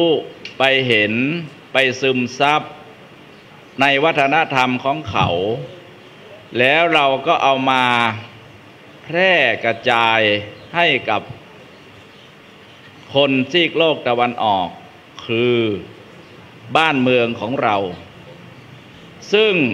บางอย่างนั้นมันเป็นเรื่องเฉพาะตัวของเขาเราไปเอาเยี่ยงเขาไม่ต้องเอาอย่างเขาโดยเฉพาะในเรื่องของความกตัญญูกตเวทีเนี่ยเป็นแนวคิดที่ถ้าว่าในเรื่องของชาวตะวันออกแล้วเป็นทัศนคติอันตรายมากเด็กปัจจุบันเนี่ยคิดว่าพ่อแม่ไม่มีพระคุณบิดามารดาสักแต่ว่าทำให้เราเกิดมาทำไมเราจะต้องไปเลี้ยงท่านตอบแทนบุญคุณท่านครูบาอาจารย์ไม่มีพระคุณทำไมเราจะต้องไปตอบแทนบุญคุณท่านด้วยการช่วยเหลือกิจการงานของท่านตามหลักที่องค์สมเด็จพระสัมมาสัมพุทธเจ้าท่านได้วางไว้ท่านเป็นได้แนะนำพร่ำสอนมาเป็นพันปีพระพุทธศาสนาเข้าสู่ประเทศไทยก็ 2,000 กว่าปีมาแล้วคนในโลกตะวันออกได้ยึดถือหลักคำสอนขององค์สมเด็จพระสัมมาสัมพุทธเจ้าของเราเนี่ยเราจึงมีความสุขกายสุขใจตามอัตภาพนะเน้นคำว่าตามอัตภาพนั่นก็คือมีความสุขกายสุขใจบางทีเราไปหลงไหลได้ปลื้มในสิ่งที่เราได้ไปพบไปเห็นแล้วก็นำวัฒนธรรมแปลกๆมาเผยแผ่โดยคิดว่าเรื่องคุณธรรมเหล่านี้เป็นเรื่องที่ล้าหลังเป็นเรื่องที่เราจะต้องเปลี่ยนแปลงแท้ที่สุดแล้วเนี่ยคนซีกโลกตะวันตกนี่เขาโหยหาในเรื่องของวัฒนธรรมประเพณีอย่างที่เรามีในซีกโลกตะวันออกหรือชาวเอเชียของเราโดยเฉพาะเรื่องคุณธรรมว่าด้วยความกตัญญูกตเวทีคนจีนนี่ท่านถือมากผู้ใดทำบุญคุณต่อเราแล้วบุญคุณก็ต้องทดแทนแต่ถ้าเราไปดูในซีกโลกตะวันออกแล้วเนี่ยพ่อแม่เราไม่จำเป็นต้องตอบแทนบุญคุณท่านถามว่าผิดไหมในแนวคิดอย่างนั้นคำตอบก็คือไม่มีใครผิดใครถูกมันอยู่ที่เราจะคิดวิเคราะห์หรือแยกแยะเลือกสรรเอาว่าเราเป็นชาวตะวันออกหรือชาวตะวันตกยกตัวอย่างชาวตะวันตกเนี่ยพ่อแม่ร่ำรวยอยู่ในคฤหาสน์ปราสาทอยู่ด้วยกัน2 ตายายลูกอายุ 18-19 หนีพ่อแม่ออกไปเช่าแฟลตไปเช่าอาพาร์ตเมนต์อยู่กลับมาหาพ่อแม่ก็ทำตัวเหมือนคนแปลกหน้ามาเยี่ยมท่านในวันคริสต์มาสบ้างในวันปีใหม่บ้างก็รีบกลับปล่อยให้พ่อแม่2 คนตายายอยู่ซึมเศร้าอยู่ในปราสาทนั่งผิงไฟให้หายความหนาวอาตมาเคยถามว่าลูกไปอยู่ที่ไหนบ้านก็ออกจะใหญ่โตก็บอกว่าลูกหนีออกไปเช่าบ้านอยู่ละถามว่าผิดไหมคำตอบก็อยู่ที่การคิดวิเคราะห์ของเราว่าเราเป็นคนในซีกไหนคนในซีกตะวันตกจึงเกิดโรคซึมเศร้าเยอะไงโรคเหงาหงอยโรคซึมเศร้ามีความเจริญในด้านวัตถุเทคโนโลยีจนถึงขึ้นไปบนดวงจันทร์บนดาวอังคาร ในที่สุดก็ไม่ได้พบความสุขที่แท้จริงเพราะเขาเจริญด้านวัตถุเขาไม่มีความเจริญในด้านจิตใจวันดีคืนดีก็ควงปืนควงอาก้าเข้าไปกราดยิงเด็กในโรงเรียนอนุบาลบ้างในเด็กในโรงเรียนซึ่งไม่รู้ภาษีภาษาไม่รู้อิโนเอเนก็มีคนเครียดเป็นโรคเครียดคว้าปืนไปกราดยิงเด็กน้อยตายกันเป็นเบื่อเราก็เห็นมาแล้ววันดีคืนดีก็ขับเครื่องบินชนตึกเราก็เห็นมาแล้วนี่คือความบ้าระห่ำของคนที่มีความเจริญในด้านวัตถุแต่ขาดความเจริญในด้านจิตใจหันกลับมาในซีกโลกตะวันออกของเราถึงแม้จะไม่เจริญในด้านวัตถุแต่เราก็ร่ำรวยในด้านจิตใจเรามีอยู่มีกินตามอัตภาพของเราพัฒนาตนเองของเราให้เต็มที่เมื่อพัฒนาตนเองเมื่อพัฒนาตนเองแล้วได้มาเท่าไหร่เราก็มีความยินดีในสิ่งที่เราได้มาเขาเรียกว่าสันโดษนี่คือคนซีกโลกตะวันออกคนซีกโลกตะวันตกเขาถึงโหยหาอยากจะมาดูวัดอยากจะมาดูวังอยากจะมาดูวัฒนธรรมประเพณีทำไมดูเหมือนคนจนๆและทำไมเขามีความสุขพระพุทธเจ้าท่านสอนว่ามโนบุพังมโนธรรมามโนเศรษฐามโนมยาคนเราเนี่ยมีสองวิภาคอยู่ในร่างเดียวกันนั่นก็คือกายวิภาคคือส่วนกาย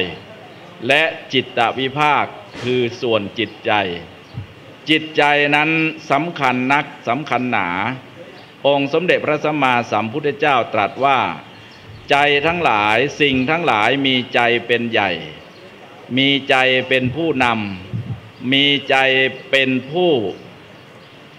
นำทางเป็นไกด์ไลน์เมื่อใจเราเสียใจไม่ดีแล้วเนี่ยไม่ว่าจะทำจะพูดจะคิดญาติโยมทั้งหลายก็คงจะรู้วันไหนสุขภาพจิตไม่ดีอารมณ์หงุดหงิดวันนั้นการทำงานนี่มันพานเฟลไปหมดเลยเสียไปหมดเลยเพราะฉะนั้นเนี่ยท่านถึงสอนว่าเมื่อพัฒนาทางร่างกายแล้วก็ต้องพัฒนาจิตใจไปด้วยจึงออกมาในรูปของการเจริญกรรมฐานคนซีกโลกตะวันออกจะรู้จักพระพุทธศาสนาคนซีกโลกตะวันตกมารู้จักพุทธศาสนาผ่านช่องทางของการเจริญวิปัสสนาภาวนาหรือเจริญกรรมฐานเหล่านี้เป็นต้นทีนี้วกกลับมาถึงคนซีกโลกตะวันตกและซีกโลกตะวันออกว่าการที่เขามีแนวคิดว่าผู้มีบุญคุณแล้วไม่จำเป็นต้องตอบแทนนั้นถามว่าผิดหรือถูกคำตอบก็คือไม่มีใครผิดใครถูกมันขึ้นอยู่กับสังคมภาษาปัจจุบันเขาเรียกว่ามันขึ้นอยู่กับ mindset มโนทัศน์แนวคิดของแต่ละคนในเรื่องของศาสนาอื่นนอกจากศาสนาพุทธเนี่ยเขาก็จะสอนประชาชนของเขาว่าให้ทำไปข้างหน้าเรื่อยๆให้ทำไปข้างหน้าเรื่อยๆพ่อแม่เป็นผู้ให้กำเนิดเราเป็นลูกเราก็มีหน้าที่ในการดูแลลูกของเราไม่จำเป็นต้องกลับมาดูหันหลังกลับมาดูบุคคลผู้มีพระคุณไม่ต้องกลับพูดง่ายๆก็คือไม่ต้องกลับมาดูแลพ่อแม่หน้าที่ของคุณคือดูแลลูกของคุณเมื่อลูกของคุณมีครอบครัวแล้วก็ต้องดูแลลูกของเขาต่อไปไม่จำเป็นต้องมาดูคนข้างหลังทางศาสนานี้ก็คือศาสนาคริสต์เขาเรียกว่าเขาจะมีอยู่3 ศัพท์เขาเรียกว่า give thanks และ pass it on นะไม่อยู่3คำ give thanks และ pass it on นั่นก็คือว่า give นี่ก็คือเป็นมรดกที่พ่อแม่ให้มาเราก็ thanks เขาซะหน่อยหนึ่งเช่นขอบคุณพระเจ้าเราเคยได้ยินศัพท์นี้ว่าขอบคุณพระเจ้าที่ให้ผมเกิดมาแล้วผมก็จะ pass it on ผมก็จะทำหน้าที่ของผมให้ดีที่สุดนั่นก็คือจะดูแลลูกของผมให้สมกับที่พ่อแม่ได้ให้กำเนิดผมมานี่แหละจึงลงอยู่ที่ว่าถามว่าใครผิดใครถูกคำตอบก็คือต้องไปดูที่ว่าเราเป็นคนในซีกโลกไหนเมื่อเราดำเนินตามคุณธรรมที่เรียกว่ากตัญญูกตเวทีแล้วเรามีความสุขอย่างไรเพราะฉะนั้นจึงสรุปได้ว่าคนที่มีแนวคิดดังแบกซีกโลกตะวันตกนั้นเขาก็จะมีความสุขในเรื่องของวัตถุแต่ในเรื่องของจิตใจนั้นเขาก็ยังอ่อนอยู่ในขณะเดียวกันคนในโลกตะวันออกของเรานั้นโดยหลักคำสอนขององค์สมเด็จพระสัมมาสัมพุทธเจ้านั้นมีความสุขทั้งด้านร่างกายและด้านจิตใจจึงเป็นที่รวมกันมาว่าดินแดนในโลกตะวันออกนั้นถือว่าเป็นดินแดนที่สมบูรณ์ทั้งร่างกายและจิตใจคนในโลกซีกตะวันออกตามหลักคำสอนขององค์สมเด็จพระสัมมาสัมพุทธเจ้าดังกล่าวแล้วญาติโยมสาธุชนทั้งหลายนำโดยท่านผู้ว่าราชการจังหวัดในส่วนของคฤหัสถ์ได้พร้อมใจกันมาบำเพ็ญกุศลสัตมวานคือทำบุญครบ100 วันอุทิศแด่หลวงพ่อพระราชจินดานายกซึ่งท่านได้ล่วงลับดับขันไปเมื่ออายุได้87 ปีครองเพศสมณะเป็นพระเป็นเณรอยู่ถึง66 ปีบัดนี้เราทั้งหลายได้พร้อมใจกันบำเพ็ญกุศลบูชาจักตาอุลาลาคือการบูชาพระคุณของท่านให้ยิ่งขึ้นไป7 วันเราก็ทำมาแล้วก็หนุนส่งท่านขึ้นไปถึง50 วัน50 วันเราทำมาแล้วก็หนุนส่งดวงวิญญาณของท่านให้ขึ้นสู่ที่สูงในสุขติสัมปรายภพยิ่งขึ้นไปจึงเป็นที่มาของการทำบุญสัตตมวาน100 วันตามหลักประเพณีของพระพุทธศาสนาวัฒนธรรมประเพณีอันดีงามของเราชาวพุทธที่เราได้บำเพ็ญมากันโดยลำดับบัดนี้ทุกสิ่งทั้งหลายทั้งปวงได้พร้อมประจบครบเป็นมงคลแล้วเทศนาวสาเนในการเป็นที่สุดลงแห่งพระธรรมเทศนานี้ขอกุศลทักษิณานุปทานกิจที่เราทั้งหลายเหล่าบรรพชิตและคฤหัสถ์ซึ่งเป็นศิษยานุศิษย์ของหลวงพ่อของเราได้พร้อมใจกันบำเพ็ญให้เป็นไปในวันนี้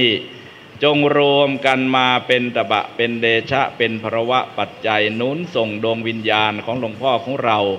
ได้ไปสู่สุคติสัมปรายภพสมตามเจตนาปารภของคณะท่านเจ้าภาพ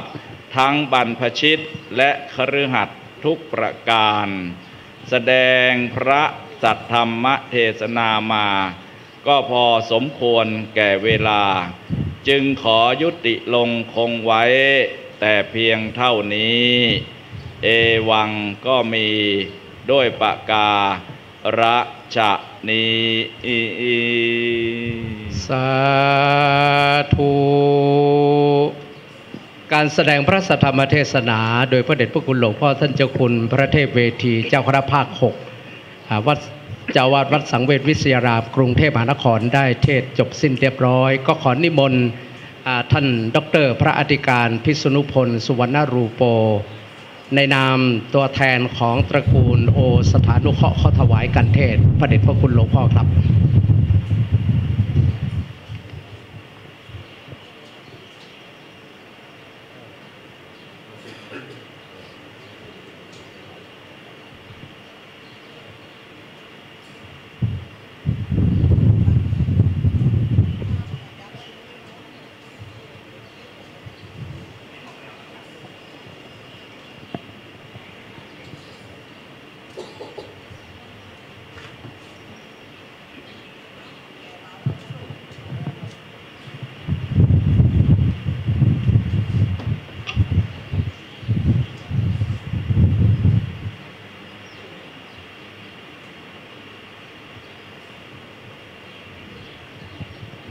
ขณะนี้พระเดชพระคุณท่านเจ้าคุณพระเทพเวทีได้ลงจากธรรมาสน์จะมาอนุโมทนาพร้อมกันในภายหลังจากนี้ไปก็จะได้สู่มาการะวะต่อควากินควาตาลตามเบาโบราณประเพณีปืนบานล้านนาของเฮาซึ่งพระเดชพระคุณหลวงปู่ท่านเจ้าคุณพระราชจินดานายกได้เป็นผู้ได้ในการอนุรักษ์รักษาจารีตเหตุถอยวัฒนธรรมเป็นต้นแบบของพระสงฆ์องค์เจ้าที่อนุรักษ์ภาษาปืนบานปืนเมืองภาษาล้านนาฮืออยู่กู้กับคนเมืองของเฮาหลวงปู่ไปที่ไหนการจะอู้ไทยนี่มีน้อยหลวงปู่จะอู้เตดกับเมืองเป็นหลักเพราะฉะนั้นวันนี้เพื่อเป็นการสนองในความเป็นบุญเป็นกุศลไปถวายจิตตะดวงวิญญาณของพระเดชพระคุณหลวงปู่ท่านเจ้าคุณพระราชจินดานายกหรือครูบาคำอ้ายมหาเถระได้รับทราบกองบุญของกุศลณโอกาสบัดนี้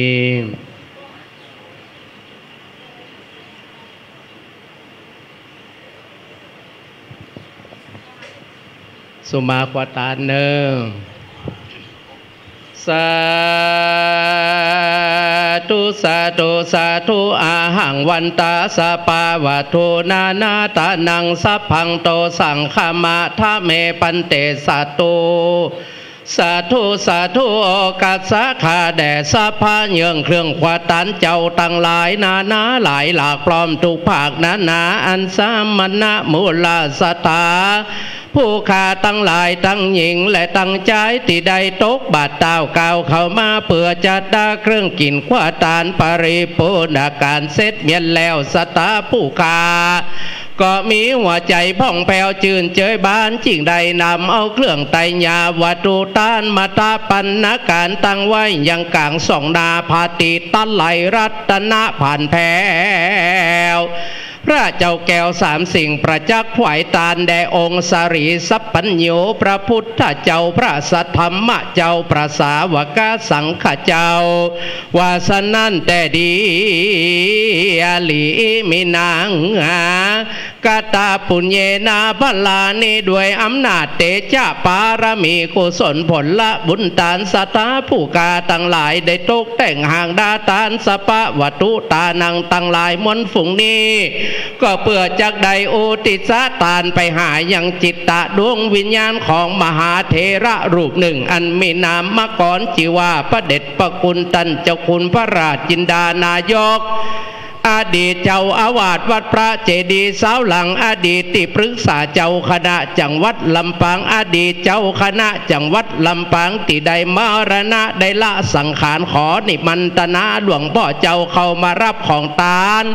สัตตะมาวานในวันนี้หลอนมาดแม่นผู้คาตั้งหลายได้โต๊กแต่งห่างดาตานสปะวัตถุตานังตั้งหลายบนฝุ่งนี้บางทีก็เกรงว่าเป็นของตาลอันบปริสุทธิ์สะอาดป่องแปวบัดนี้แล้วถึงบ่ลืมฮีดเก่าบัวล้านหลังแปลงพร่ำร้อมน้อมนำมายังมาตู้บุพภาราชาดวงดอกขอตอกดอกไม้และลำเตียนนำสู้กันโตตะกาอันมีกลิ่นหอมอ้อยห้อยคือว่าน้ำสมปอยเอามาสราสรงพระพายพระพรหมสงสัยแล้วก็ขอใดกับกายเป็นวัตถุตานอันบริสุทธิ์สะอาดป่องแปวจื่นเจยบ้านอย่าได้ห้ามตับห้ามตางไปสู่เมียงฟ้าแก้วยอดมหาเนรปานนั้นจุงจังมีเตียงแต่ดีลีด้วยดังผู้กาจะขอสัมมาการะวะ มัคคทะเป็นอัฏฐภาษาบาลีว่าอะหังวันตามิสิรสาอิเมสเปไตยะธรรมาปาริสุทธาสุจิโนวิวัฏคามินิโยนิปานา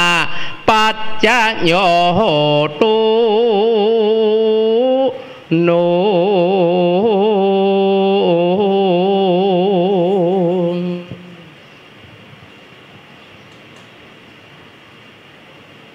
ต่อไปพุทธศาสนิกชนทั้งหลายขอได้สำรวมจิตตั้งนะโมพร้อมกัน3 จบเราจะได้กล่าวคำถวายมัตตกะภัตตาหารนะโมตัสสะภะคะวะโตอะระหะโตสัมมาสัมพุทธัสสะนะโมตัสสะภะคะวะโตอะระหะโตสัมมาสัมพุทธัสสะนะโมตัสสะภะคะวะโตอะระหะโตสัมมาสัมพุทธัสสะอิมานิมะยังพันเตมัตตกะภัตตานิสัปริวารานิภิกขุสังคัสสะโอโนชยามาสาธุโนพันเตภิกขุสังโฆอิมานิมะยังพันเตมัตตกะภัตตานิสัปริวารานิปฏิคันหาตุอามหากังทีฆรตังหิตายาสุขายาข้าแต่พระสงฆ์ผู้เจริญข้าพระเจ้าทั้งหลายขอน้อมถวายซึ่งภัตตาหารพร้อมด้วยบริวารทั้งหลายเหล่านี้ของข้าพเจ้าทั้งหลายแด่พระสงฆ์ขอพระสงฆ์จงรับซึ่งภัตตาหารพร้อมด้วยบริวารทั้งหลายเหล่านี้ของข้าพเจ้าทั้งหลายเพื่อประโย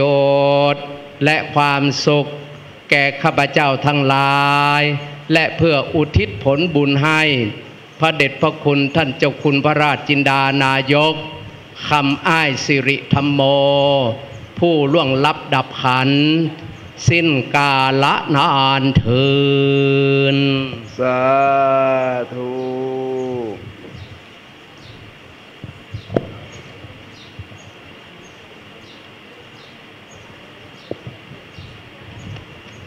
ลำดับต่อจากนี้ไปจะเป็นการประเคนถวายจตุปัจจัยทายธรรมแด่พระสงฆ์อันดับแรกถวายพระพุทธรูปซึ่งเป็นประเพณีพื้นบ้านล้านนาขอได้รับเกียรติจากท่านผู้ว่าราชการจังหวัดลำปางรัตนมหาอุบาสกในพระพุทธศาสนาคือท่านชัชวาลฉายาบุตรได้เป็นผู้ถวายพระพุทธรูป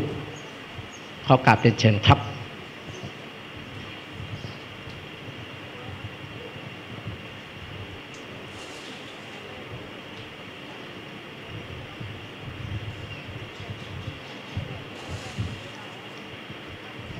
ต่อไปจะเป็นการถวายเครื่องไทยธรรมอันดับแรกในนามของครอบครัวโอสถานุเคราะห์ซึ่งมีคุณสมพรโอสถานุเคราะห์คุณสุรินทร์โอสถานุเคราะห์คุณนิติโอสถานุเคราะห์คุณละลิตโอสถานุเคราะห์พร้อมด้วยครอบครัวก็ขอได้รับเมตตาจากท่านดร.พระอธิการพิษณุพลสุวรรณรูโปเป็นตัวแทนเป็นสะพานบุญให้ครอบครัวนี้ได้เข้าถวายแด่ประธานสงฆ์พระเดชพระคุณท่านเจ้าคุณพระเทพเวที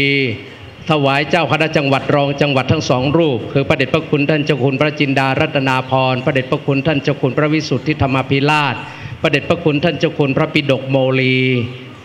นิมนต์เลยครับต่อไปก็จะขออนุญาตอ่านรายนามที่จะเป็นตัวแทนในการเข้าถวายพระสงฆ์อันดับที่นั่งอยู่บนอาสน์สงฆ์และในบริเวณดังต่อไปนี้เรียนเชิญท่านรองศาสตราจารย์ดร.สุพันธ์นีฉายบุตรนายกเหล่ากาชาดจังหวัดลำปางเรียนเชิญท่านคนึงกิจพรหมนุชานนท์ผู้อำนวยการสำนักงานพระพุทธศาสนาจังหวัดลำปาง ท่านผู้อำนวยการอนงค์จันช่องผู้อำนวยการสำนักงานพระพุทธศาสนาจังหวัดลำปางเรียนเชิญท่านต่อเลยนะครับเรียนเชิญท่านนายกธวัชชัยปิ่นตาศรีนายกเทศมนตรีตำบลต้นธงชัยเรียนเชิญท่านพลเอกเกษมสุขตาคำพลโทจรัสปัญญา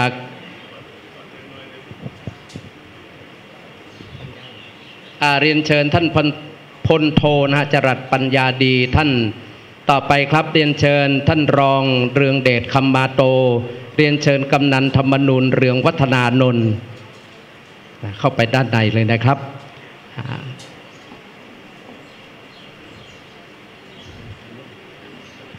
ต่อไปครับเรียนเชิญท่านอาจารย์บุญส่งภูวังหม้อเรียนเชิญท่านสท.ประสงค์เครือยศสท.ร้อยตำรวจเอกฤทธิ์เขตแดนสท.อนันต์เขียวมาวงสท.ชาติท่านนันชัยสท.สุพรรณมังจักรท่านผู้ใหญ่บุญสายสุรินทร์ผู้ทรงคุณวุฒิสภาวัฒนธรรมจังหวัดลำปางท่านผู้ใหญ่เมทัศน์อินยาศรีเรียนเชิญท่านผู้ใหญ่ยุทธศักดิ์ชัยวงศ์ท่านสท.สุรพลไวยตาบุตรเรียนเชิญท่านผู้ใหญ่เมทัศน์ว่าแล้วเนาะเรียนเชิญท่านผู้ใหญ่อัมพรพุทธิชาติเรียนเชิญท่านผู้ใหญ่แสงดาวทับบำรุงนะฮะเรียนเชิญครับเข้าไปประเคนเลยเอามาแถมรายชื่อมาแถม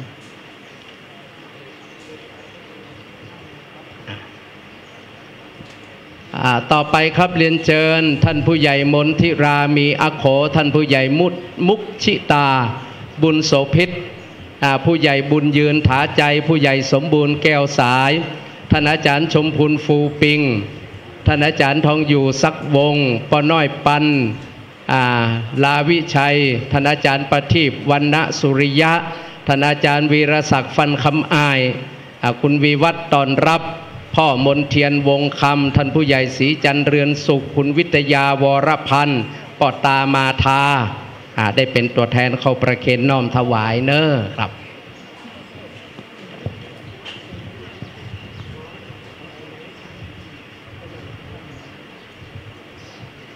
ที่เหลือนอกนั่นก็ท่านสท.สมาชิกสภาเทศบาลที่อยู่ไกลเนอะจ่วยพอครับ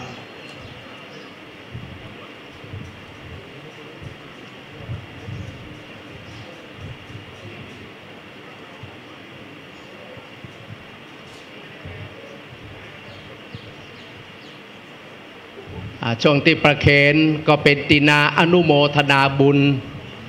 สำหรับโรงศพที่ใส่ศพของหลวงปู่ได้รับเมตตาจากพระเดชพระคุณท่านเจ้าคุณประเทศเวทีเจ้าคณะภาค6พร้อมด้วยกับพระครูบาเกียรติยศพรหมปัญโยพร้อมด้วยกับท่านอุบาสิกาดร.พรเพ็ญเดชวิไรศรีได้เป็นเจ้าภาพเป็นปัจจัยยอดตานโรงศพนี่อยู่ 130,000 บาทท่านได้ดำเนินการเรียบร้อยก็ขออนุโมทนาบุญกับถึงคณะผู้ที่ได้ฮือตานโรงศพนะครับเนิร์ดมาณโอกาสนี้ด้วยครับ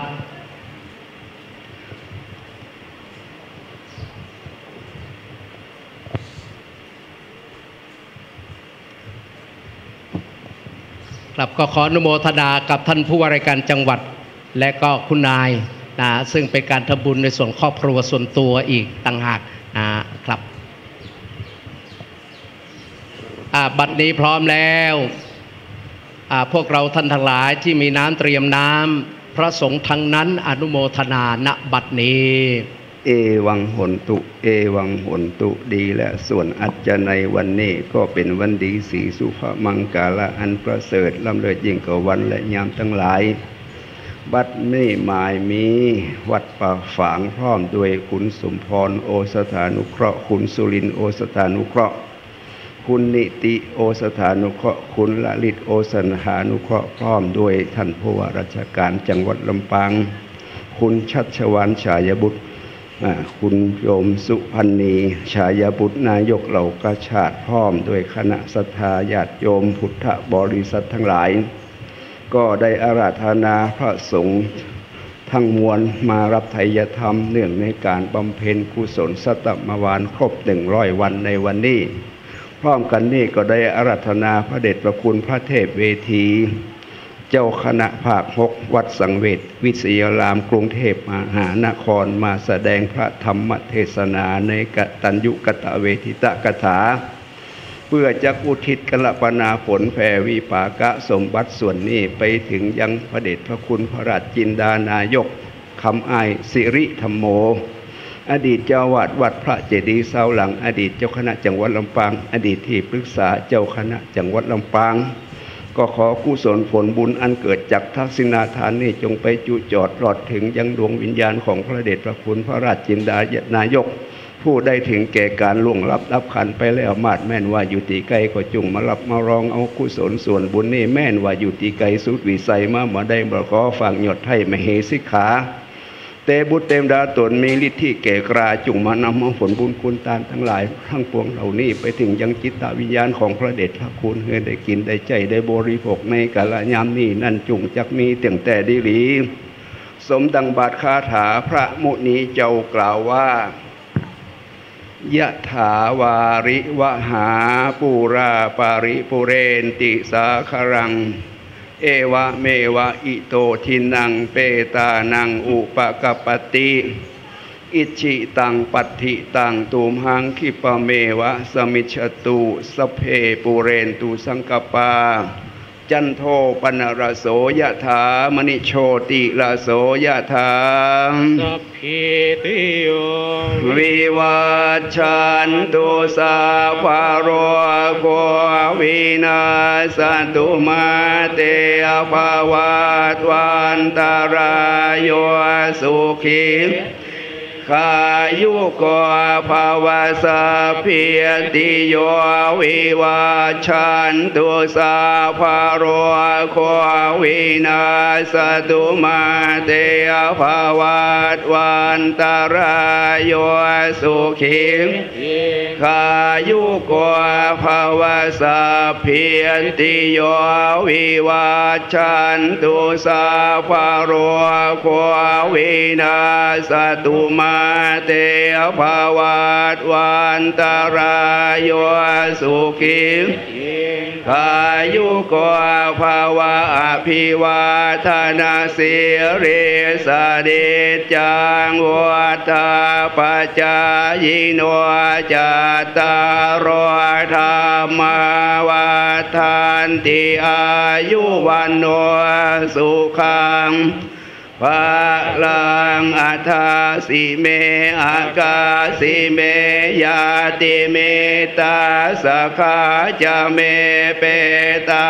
นังทักขิดังทัชชาเพ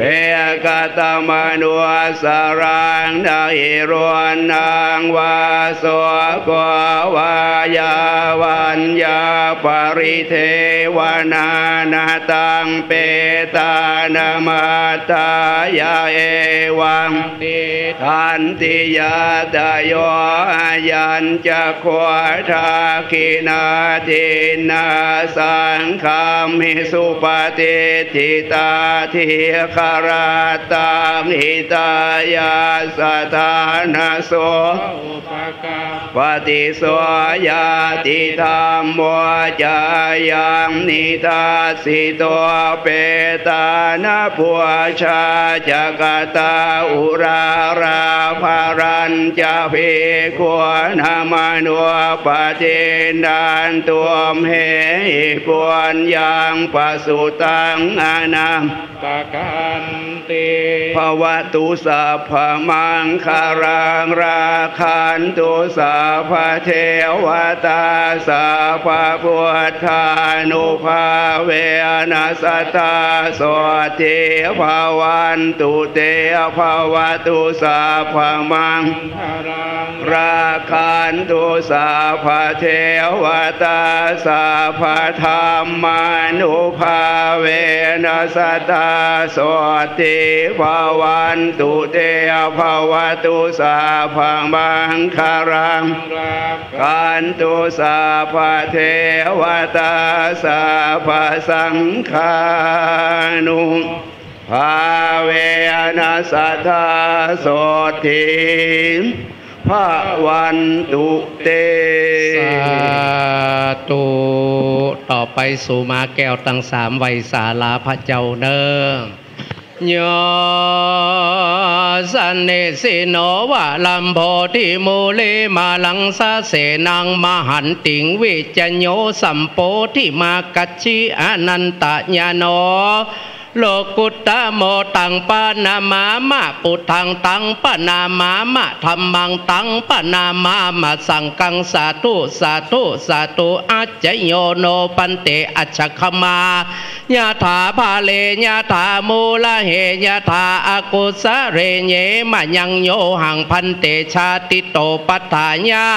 ปมาตังวาอาคัมมะอัญโยนิโสมนัสสิกรังวาอาคัมมะปุถเทวาธัมเมวาสังเควา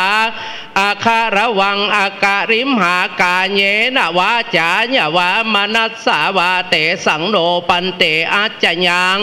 อาจารย์โตปฏิกันหาตุอัญญติสังวราญาสปังโตสัง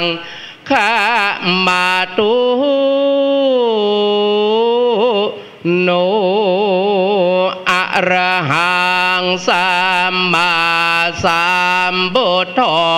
ภะคะวาพุทธังภะคะวันตังอาภิวาเทมิสวากขาโตภะคะวะตาธัมโมธัมมังนามัสสามิสุปฏิปันโนภะคะวะโตสาวกสังโฆสัง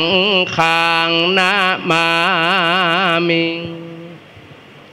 บัดนี้ก็เป็นอันเสร็จพิธีในการปั้มเป่งบุญตาลสตมวานบำเพ็ญบุญครบรอบ100 วันกระผมได้นามตัวแทนของศิษยานุศิษย์ของพระเดชพระคุณหลวงปู่ก็ต้องขอกราบขอบพระคุณเจ้าคณะพระสังฆาธิการพระมหาเถระพระเถรานุเถระซึ่งนำโดยพระเดชพระคุณท่านเจ้าคุณประเทศเวที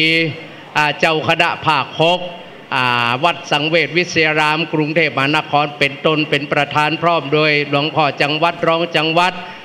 ตลอดจนหลวงพ่อเจ้าคณะอำเภอเมืองลำปางพร้อมโดยคณะสงฆ์ที่มารับทักษิณาทานเป็นเจ้าคณะพระสังฆาธิการระดับตำบลของเขตอำเภอเมืองลำปางทุกวัด